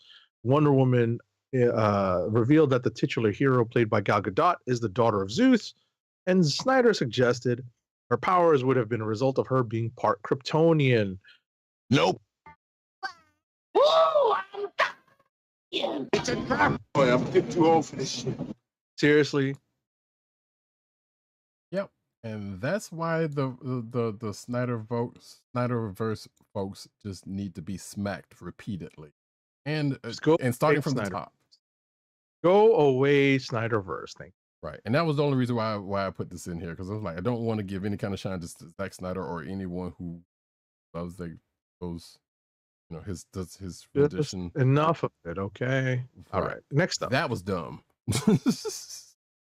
But the one thing it had me doing was looking up the Wonder Woman pilot that never got off the ground with Adrian Palicki, that David yeah. Actually had me looking that up for some stupid reason. Anyway. Okay. Yeah. Green Arrow's Stephen Amell didn't want his return in the Flash finale. Basically, long story short, he basically didn't want the Flash's finale to be about him. That's why he wasn't trying to, didn't want his return to outstage the Flash's finale. That's why he came in. That's why his coming back into the Arrowverse, whatever it's called nowadays, was where it was. And spoiler alert for Flash season 9, I guess. I have no idea. I'm not up on it. I'll get to it at some point. Next up. So if you are a fan of Babylon 5, guess what? Babylon 5 will return as an animated movie from its original creator. It's finished and coming soon, apparently. Mm-hmm. So J. Michael Straczynski announced that it's an animated feature-length film. It's basically a reboot of Babylon 5, developed by Warner Brothers Animation. And the movie is classic Babylon 5 with a raucous, heartfelt story. Going on to suggest that the cartoon feature is the most Babylon 5-ish project since the original series bowed out in 1990. Okay. Yeah, Straczynski's is all over Twitter, and people ask him stuff, back and forth each day, and a lot of stuff that comes up is about Babylon 5 and the behind the scenes stuff and whatnot. So he says what he says, and of course people still want some more Babylon 5, but I think even as he said, like, yeah, they wouldn't be able to. It's one, hard to get off the ground, and two, wouldn't be able to get a lot of people back for that because for certain reasons, including I think a couple of people not being around anymore. Sure. So and I think this might have been talked up, them going animated at some point in the past. So I don't know. Like I said, do tweets a lot. And Babylon 5 is one of those shows you may be surprised to know I have not watched. I've watched a good amount of sci-fi shows, but this is one that I'm probably going to get to at some point. Anywho, you know what I was saying? Hold that thought. Go ahead. No surprise, I have not seen it either. Yeah, there's no surprise there at all. No surprise. New Star Trek short sees Spock visiting Kirk's grave and Starfleet retrieving the Enterprise D. You want to know why that's significant? Maybe watch Star Trek Picard season 3. But apparently this, and you want to know how something like that was even possible, given that Leonard Nimoy is no longer with us. Well, it is, I believe it is a digital rendition of Spock. Yep, digitally recreated likeness of Leonard Nimoy that they use. And at first I was like, wait, is this some fan short? And it probably still could be, but according to the article, it does not come directly from Paramount, but rather the Gene Roddenberry estate. And Otoy, who created it for the new Roddenberry Archives website, where fans can virtually tour the bridge of the Enterprise as it appeared throughout Star Trek's history and more. So it is legit-ish. So that being said, I've not watched this short yet, but I'm like, huh. And the other reason why I mentioned Star Trek Picard was because, well, kind of slight spoiler for Star Trek Picard season 3. There's an Easter egg in there that the showrunner Terry Matalas put in that has to do with what this article's talking about. Put it that way. Next up. All right, spoiler alert for the ending of, or the entirety and the ending of Picard season 3. Will Wheaton explains, quote unquote, why Wesley can't interact with a certain group of people on the show. And I won't spoil it, but take a look at this article. It makes some sense. Yeah. I had a theory that, that Wesley was going to come back at the end of this, and that didn't happen. And just makes some sort of sense as to why that didn't happen. But they're using something that I didn't think was actually canon. But since Will Wheaton wrote it, I guess, sure, why not? Anywho,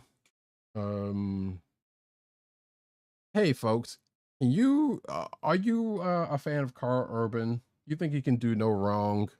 Well, guess what? You're probably going to get him as Johnny Cage in the next Mortal Kombat movie. Isn't he a little old? I think probably where they're going with this movie, I don't think it matters. Okay. I don't think he's going to actually fight. I mean, if he does, look, he might be able to, I don't know if there's any Johnny Cage mains around here, but let's face it, it's not like he was like the best one out of that camp in the first place. That's true. But yeah, I don't know. So I guess this was actually kind of rumored and report at first, but because according to this article, they're in final talks for him to play Cage. So at the time of this article came out, they were still kind of talking about it, and this was, of course, come from some rumor site anyway. So you kind of take it with the grains of salt that you need it to. But it also says here that a tweet from Mortal Kombat movie producer Todd Garner appears to all but confirm that casting choice. Go figure. I mean, I like Carl Urban. He's pretty much made his rounds in current pop culture. I can't think of a thing that he hasn't been in yet. Wait, has he been in Star Wars? In where? Star Wars? I think he has. Star Wars? Yeah. He's been in Star Trek. He's been in Marvel. He's been in The Boys. So I think he's probably done some DC stuff animated, but I'm not sure, you know. Right. I'm not sure about Star Wars. Yeah, I'm not sure either. I had to go back and check. Regardless, making his ways around. And obviously he was in Lord of the Rings. Well, yes, exactly. So which is, you know, cements what I was saying. Right. So yeah, well, I don't know. We'll see if this actually happens, but I don't know. That first one was okay-ish. They can't do any worse, I guess, than to add him to the film. Hopefully they got something for him to do. But we're going to turn swiftly into the anime corner.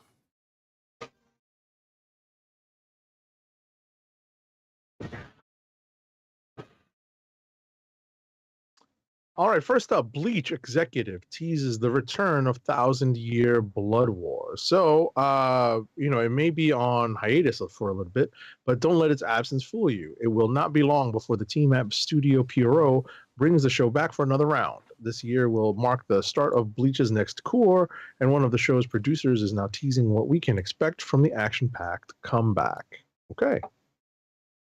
Yeah. Benji Game Sue says he watched... What led you to watching Mortal Kombat last night? Not judging, I'm just saying. But he said it was okay. Yeah, I haven't gone back to the movie since I first watched it. I was like, they could put a lot of that movie. All right. Let me just add very quickly to this story. Studio Pierrot has confirmed the anime 1,000-Year Blood War for Bleach will begin in July 2023. Yeah, I still haven't dealt with the first talk. And apparently, yeah, this also says that oh right, Jujutsu Kaisen this fall. I'm about to say it was like, yeah, Jujutsu Kaisen season 2 is coming this summer. It is not. Enlight's Afro anime film Manga, I hope I'm pronouncing that right, probably not, reveals more staff and a preview at Annecy. So multimedia company Enlight, who I've never heard of, announced on Friday that it will unveil an in-depth first look at Manga, Aframe or Afro anime. Actually, this is a couple of weeks, like a week or so old. So let's see. The company also revealed that MAPPA's Masao Maruyama is producing the movie. And Gisaburo Sugi is directing. So G-Kids, who I've also never heard of, the U.S. animation producer and distributor, is a partner. So this article kind of goes on into the story of what Manga is, which is about a young girl who's transported into the past, and she meets another girl, and they must venture to confront evil. You know, that old trope. But sounds interesting. I might check it out. Excuse me. Next up, we're going into the manga corner.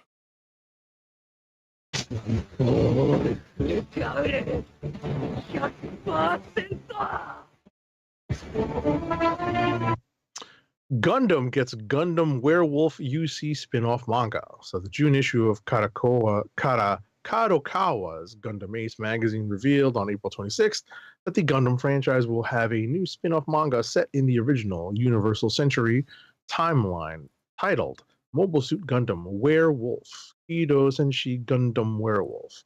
The manga will debut in the magazine's next issue. Okay. I haven't seen Witch of Mercury yet, but I'm hearing good things. Benji Game Stu said he was waiting for the NBA playoff game to start, so MK was a time killer. Gotcha.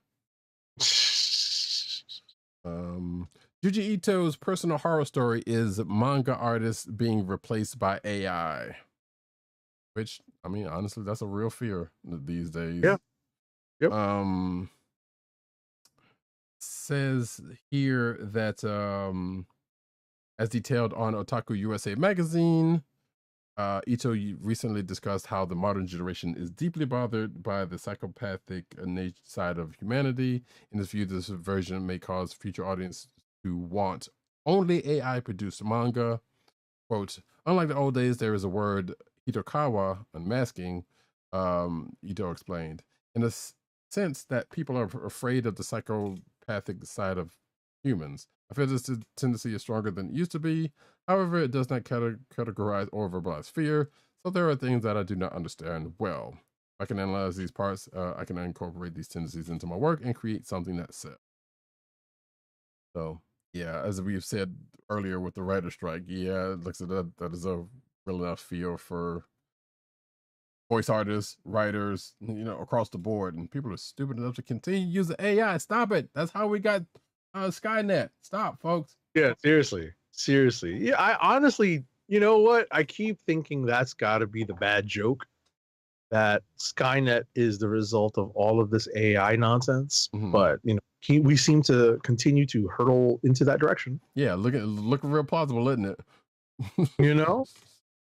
So yeah. it'll gain sentience, and then hopefully we don't have a complete meltdown. So anyway. Yeah, and we're past the date that we're supposed to. I was about to say, we're past the date that was supposed to actually happen in the movies, and what's his face is still alive, thankfully. So we have that. What's his face? Oh shoot, I'm drawing a blank on his name. I mean, the scientist, Joe Morton. Yeah, the scientist. I couldn't remember the actor's name. Yeah, that's who I was looking for, because I was like, I knew Dyson, but I couldn't remember the actor's name. And Joe Morton is a legend, so don't yeah, I was about to say Dyson was about to hit my tongue, but I'm like, the scientist, and I was like searching for the scientist's name. Right. Street Fighter 6. Oh no, I got this one. I'm sorry. Okay. It's all right. Street Fighter 6 comics get new details from Udon and not the noodles. So Street Fighter 6 is still over a month away, but fans of Capcom's fighting game franchise can get a taste of the story a little bit early. Publisher Udon will be releasing comics based on the game, the first of which will be dropped actually on Free Comic Book Day. Yeah, and I read this book. And the first issue of the series drops on May 24th. Yeah, and we don't get Udon comic book that easily, so I might have to go through other means to check those out. But yeah, I checked out the Free Comic Book Day book for Street Fighter 6 because I'm anticipating the video game that is coming out. And interesting, just to say the least, I will say. On Legendary. I was going to send this to Agent 70, but I figured like he probably would have seen this already. But Legendary X-Men writers explain what sets the team apart from other heroes. So basically, this is from Marvel Unlimited's X-Men 60 Uncanny Live Years virtual event, and Chris Claremont, Louise, and Walt Simonson were virtually interviewed by some dude whose name escapes about what the X-Men and their time with the books meant, felt for them. I watched this video, which was going to lead me to send it to Agent 70, but like I said, I assumed you would have already seen it. But there was I haven't. But I'm glad to take a look at this, because at the end of the day, these are characters that I know and love. Like very close to me and my fandom. Right. So I will slightly spoil a little bit on it, in saying that Claremont was asked a question that pretty much had to do with events. And I loved his answer about it, and I would have liked to have heard Wheezy and Walt's answer to it, but he was the only one that got to answer about it. But basically, he was like, "Yeah, events were good to do, but then they started to proliferate." And he kind of goes on from there. That's enough I'll say about it. So he pretty much said what other writers that I have heard of said about events being the thing that people go to nowadays. Right. Like I said, I would have liked to have heard Louise and Walt's thoughts on it, but they cut him off for some good um, other questions. Cool. But yeah, it's a good video. You should check it out. Like I said, Claremont and the Simonsons. It was a good time. Next up, though. You can get a free sneak peek at Insomniac Spider-Man 2 on Free Comic Book Day. So the comic published is a prequel to Marvel's Spider-Man 2. Okay. Yeah, so if you went out for Free Comic Book Day, hopefully you probably already got this, or you're like us, probably catch them later when the digital stuff gets Marvel puts their digital stuff out there. This is probably the book I would have wanted to actually get if I had gone to if I had made it out to Free Comic Book Day. Excuse Bless me. you. But yeah, that's out there. I'm sure it'll be digital. We'll let y'all folks know when they are available digitally. But Marvel announces Spider-Man #8 and Edge of Spider-Man #1, the Edge of Spider-Verse #1's second printings. They're getting put back out. And to further that point, Slott was there basically saying, bless you. He was pretty much saying that FOC for Spider-Man #9 is coming, and kind of mentioned the fact that Spider-Man 8 and Edge of Spider-Verse #1 got second printing, so you might want to jump on ordering Spider-Man 9. So, which I was like, okay, Spider-Man 8 was good, but I didn't think, like, did it sell that well to get a second printing? I guess so.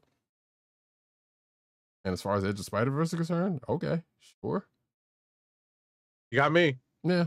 I mean, like I said, what I read of that Edge of Spider-Verse book was all right, and it was definitely a lot of punny, but I don't know if it was second printing worth of it. No disrespect to Carla Pacheco, because I love her stuff.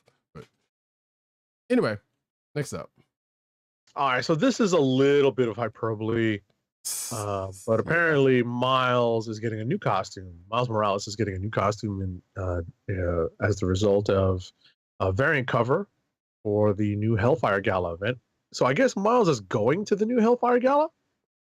Right. Which made me think about the last one. I was like, wait, wasn't he at the last one? But I was like, no, that was Peter. Right. So, but yeah, I mean, I'm it's better than that other actual suit he had. Well, yeah, the sportswear inspired one. Yeah, that's not cool. But also, this is for the gala, so it is also. It always kills me when they and I know this is a thing, but they got him in sneakers, and he's hanging upside down, and I know that's not how his powers work. He has more Peters, but it's like every time I see them do that, it just I don't know. It sparks something in me. I don't know why. I need help. Come on, man. Come up with the no prize and submit it. I know, right? It's like, do they do that? Come up Actually, with the no I kind of had something on it, but I kind of had something on that, and I don't know if it will be justified, but it can be. The case can be made, but it still doesn't make any sense. I was like, no. Anyway, I'm gonna let that go. Next up, come on, there we go. Ultimate Iron Man returns. Dr. Doom gets a new code name in Ultimate Invasion.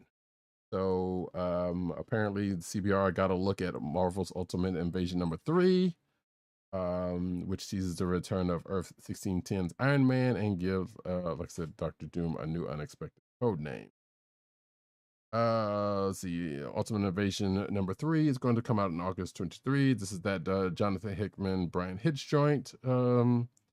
That's making me want to go back and read the Ultimate Universe, and I already got enough to read as it is. Okay. So, but yeah, apparently, that's a thing, and I won't go any further with it because we will definitely be probably reading that when that. Next up. Marvel reveals Ultimate Invasion teaser for Jonathan Hickman and Brian Hitch series. I have not watched this, so it's interesting that Hickman is out here now talking Ultimate Invasion. Yeah, it's bound to happen. He explained it to Entertainment Weekly, and the teaser is forged in fire, shaped by design. So yeah, you got the maker up in there and all this other good stuff.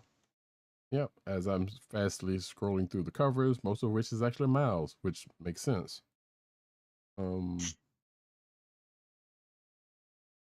Yeah, like I said, I'm kind of slightly looking forward to this, but my ultimate knowledge is doesn't go that much farther than the original Ultimates, original and the one after that, and probably a little bit of sprinkling of other stuff, and of course the MCU. Right. Right. Guardians of the Galaxy's Cosmo gets a Marvel webcomic in time for Volume 3. Yay! Go Cosmo! Yes, Good dog. because she's a good girl and fuck Kraglin. Good dog. Exactly. That was just mean. Anyway, Mild spoilers here, folks. yeah, just mildly. So yeah, 6-issue miniseries is part of Marvel Unlimited's Infinity comic format. And I imagine since this article is out here, yep, it is probably already out on Marvel Unlimited. Apparently they talked to the voice actress for Cosmo in the MCU about whether she had to do a mocap suit, and you can read the article to find out what she said about that. Yeah, I'm kind of curious because in the comics, Cosmo is actually, yeah, as far as we know, he's a boy.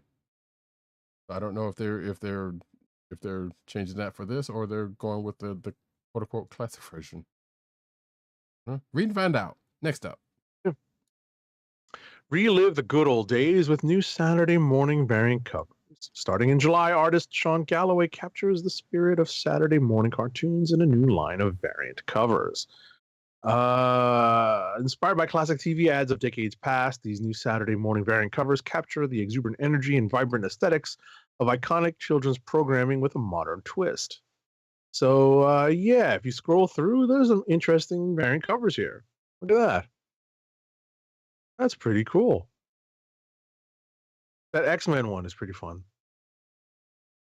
Yeah, I could do without the Venom one. Yeah, Venom can go. Oh, you're muted. For folks watching the video version, the X-Men one is the one that is up on the screen right now. And I scroll through the other ones. Which now I can't find it. Or where did they go? Anyway. So here's something that I alluded to earlier when talking about Scarlet Witch. There's a new villain called Hexfinder who is set out to slay the most powerful witch alive in Scarlet Witch number 7. So this is from, like I said, this is for Argus' Scarlet Witch number 7, which will introduce Witchfinder, who will be going after Wanda and her magic. Get pictures. Yes, we do. Here's some pictures of what the character looks like. And apparently, yeah, this is a new character for Wanda to go up against from Steve Orlando and crew. There you go. Like I said, you read the article to find out a little bit more about next up. Alrighty, Star Wars announces a new horror-fueled event, Dark Droids, revealed at Star Wars Celebration 2023. Marvel Comics' next major Star Wars event, Dark Droids, will unleash a horrific threat onto the entire galaxy. So this is going to be an event launching in the Star Wars comics in August of 2023.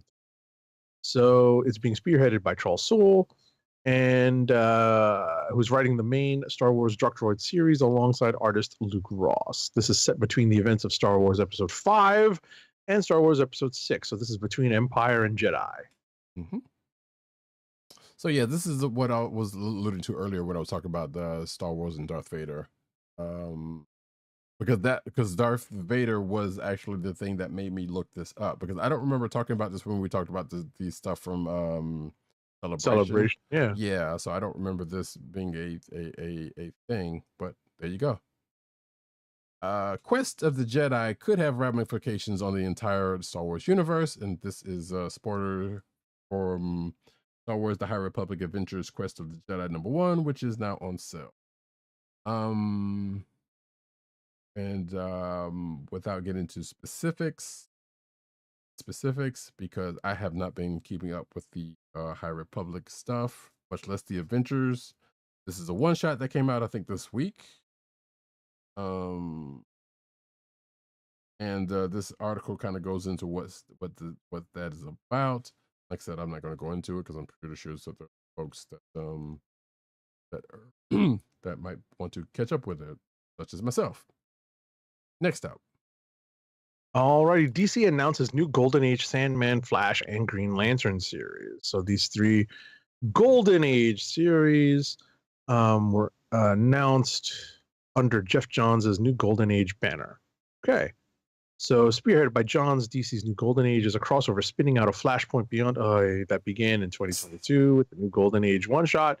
It also encompasses Johns and Mikhail Janin's Justice Society of America series and Johns and Todd Knox, Stargirl, The Lost Children miniseries. Those are DC Comics right now, for real? Actually, I think All the right. Stargirl one is, I think, about to end. All right. Somebody's reading this, I hope. I think so. That Justice Society book, if that's the same one I'm thinking about, I have been reading that. I have not. I was going to take a look at that Stargirl one for some silly reason, but I did not. Because like I said, I've been wanting to dig into more DC with this Dawn of DC stuff, which is new stuff is coming out of also. Go figure. Jim Lee named president of DC, not Washington DC, but DC Comics. So yeah, the announcement was made by Pam Lyford, not to be confused with Liefeld, president of global brands, franchises, and experiences at Warner Brothers Discovery, to whom Lee will continue to report. He will continue his primary duties as publisher at DC Comics, and also leads creative efforts to integrate DC's publishing portfolio of characters and stories across all media, supporting Warner Brothers Discovery's family of brands and studios. You don't know who Jim Lee is at this point. I don't know what to tell you. But yeah, good on him. Next up. IDW announces organization restructuring and names a new leadership team. So there was some unfortunate news coming out of the IDW corner of the comic book world this past week. And this article is written by our very own at TimDog98, aka Timothy Adams. IDW has announced some behind-the-scenes moves to appoint a new leadership team, as well as restructure the organization to better set itself up for success. IDW Media Holdings, Inc. and its IDW publishing unit made the announcement. So there was a report earlier in the week that a number of cuts were made to IDW's workforce, with the number reported to be around 39% cuts. Ugh. So apparently there were some key promotions and appointments. Included in those appointments are Davide Jonas, a CEO, and Joshua Frankel, a CDO, and the promotions of Mark Doyle and Tara McCrillis to co-publishers, Amber Huerta as COO, and Jamie S. Rich as editor-in-chief. So, you gotta hope for the best for IDW because, it's a struggle, especially with their reliance on licensed properties. Right. And we've already seen a couple of lesser known publishers kind of eat it. So yeah, like Agent 7 said, kind of hope for the for them. Last but not least, come on. Boom Studios and Amy Jo Johnson gives fans a prelude story in the upcoming Mighty Morphin Power Rangers 30th anniversary special.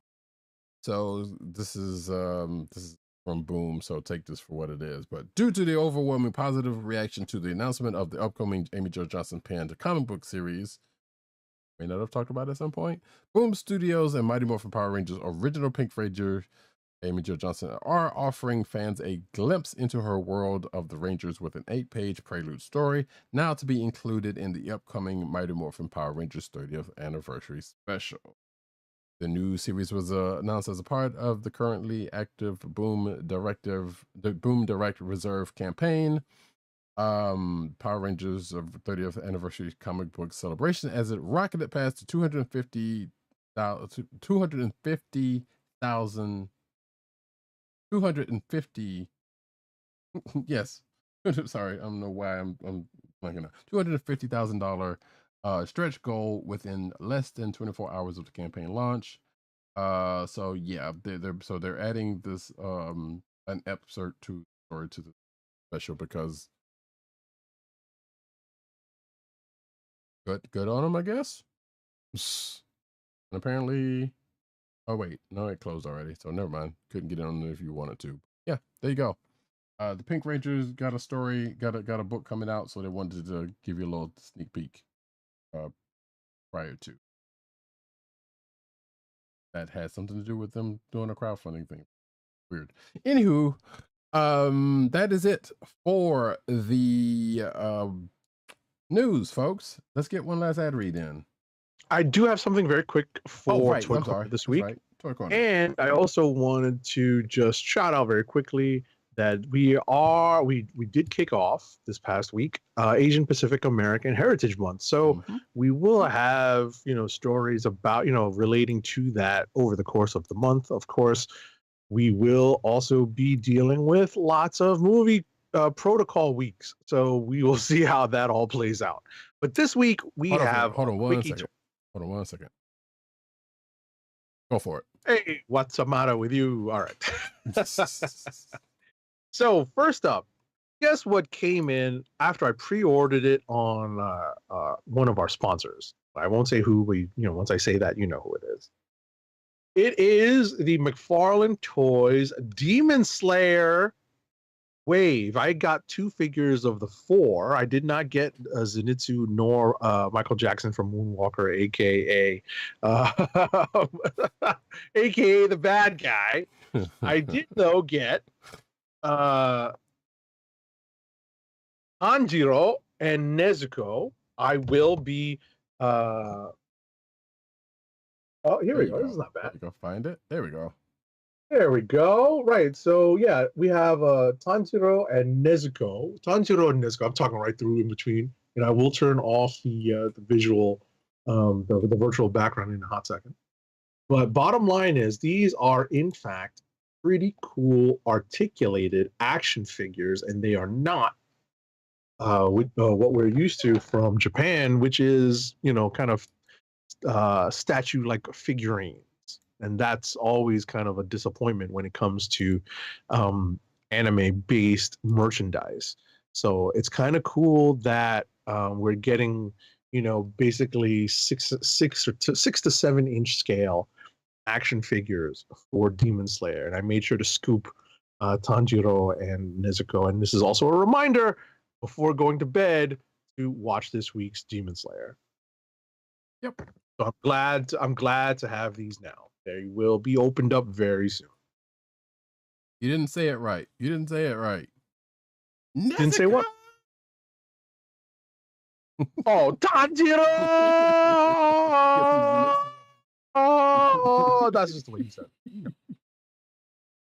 All right, so hit me with a last ad read, sir. Our last ad read of the night, our unnamed sponsor that that I didn't name in the last, in Toy Corner. Keep our podcast free by shopping at Amazon. Visit cspn.us and click the Keep Our Podcast Free link at the top of the page. From there, scroll down and click on the Amazon link to shop. Purchase items from Amazon as you normally would, whether it's books, music, electronics, jewelry, apparel, or McFarlane Toys Demon Slayer figures.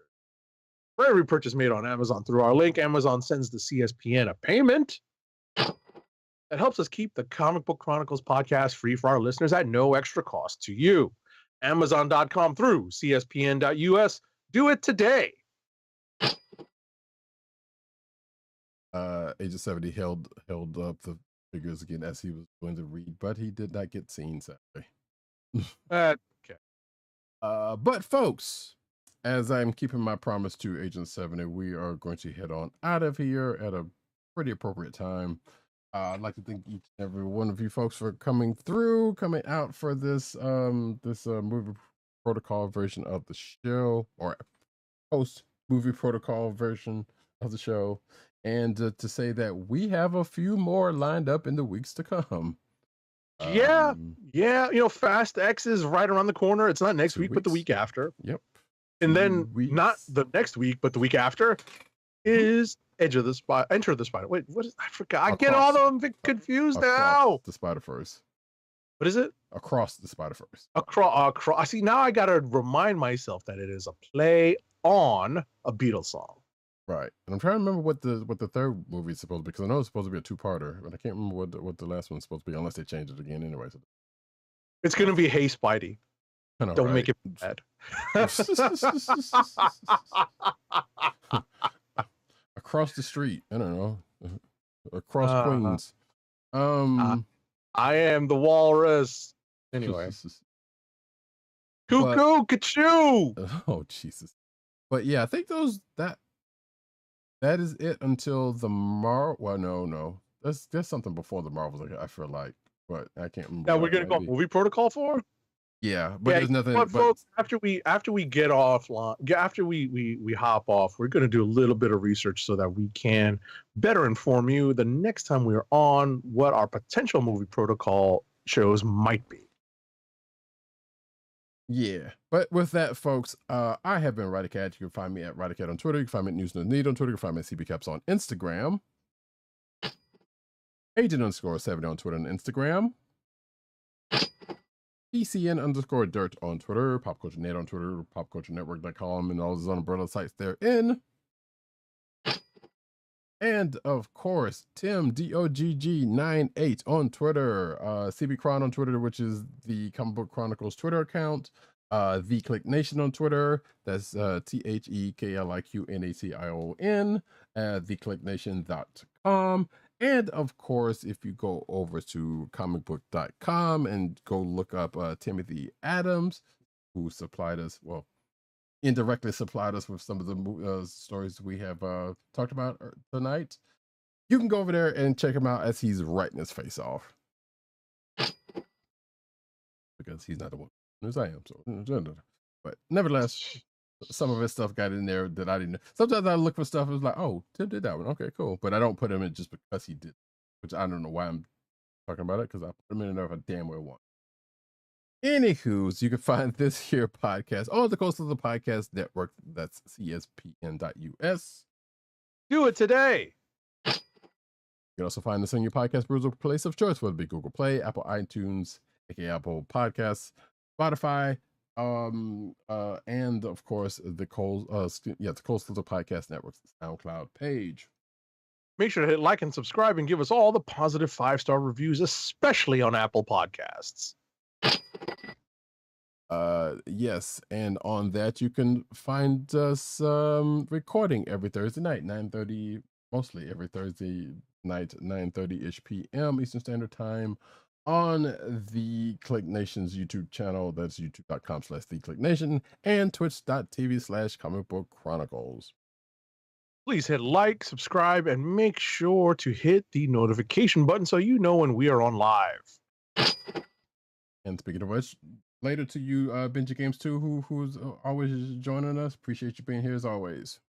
Thank you. And anybody else who showed up, whether lurking in the on YouTube or Twitch, and come across this later on. We appreciate all of you, because we definitely do tend to get some views after the fact on YouTube. I gotta get mindful of getting the timings on. And with that, folks, this has been the Comic Book Chronicles. Peace. Peace. One. My time is up. Peace out to Brooklyn.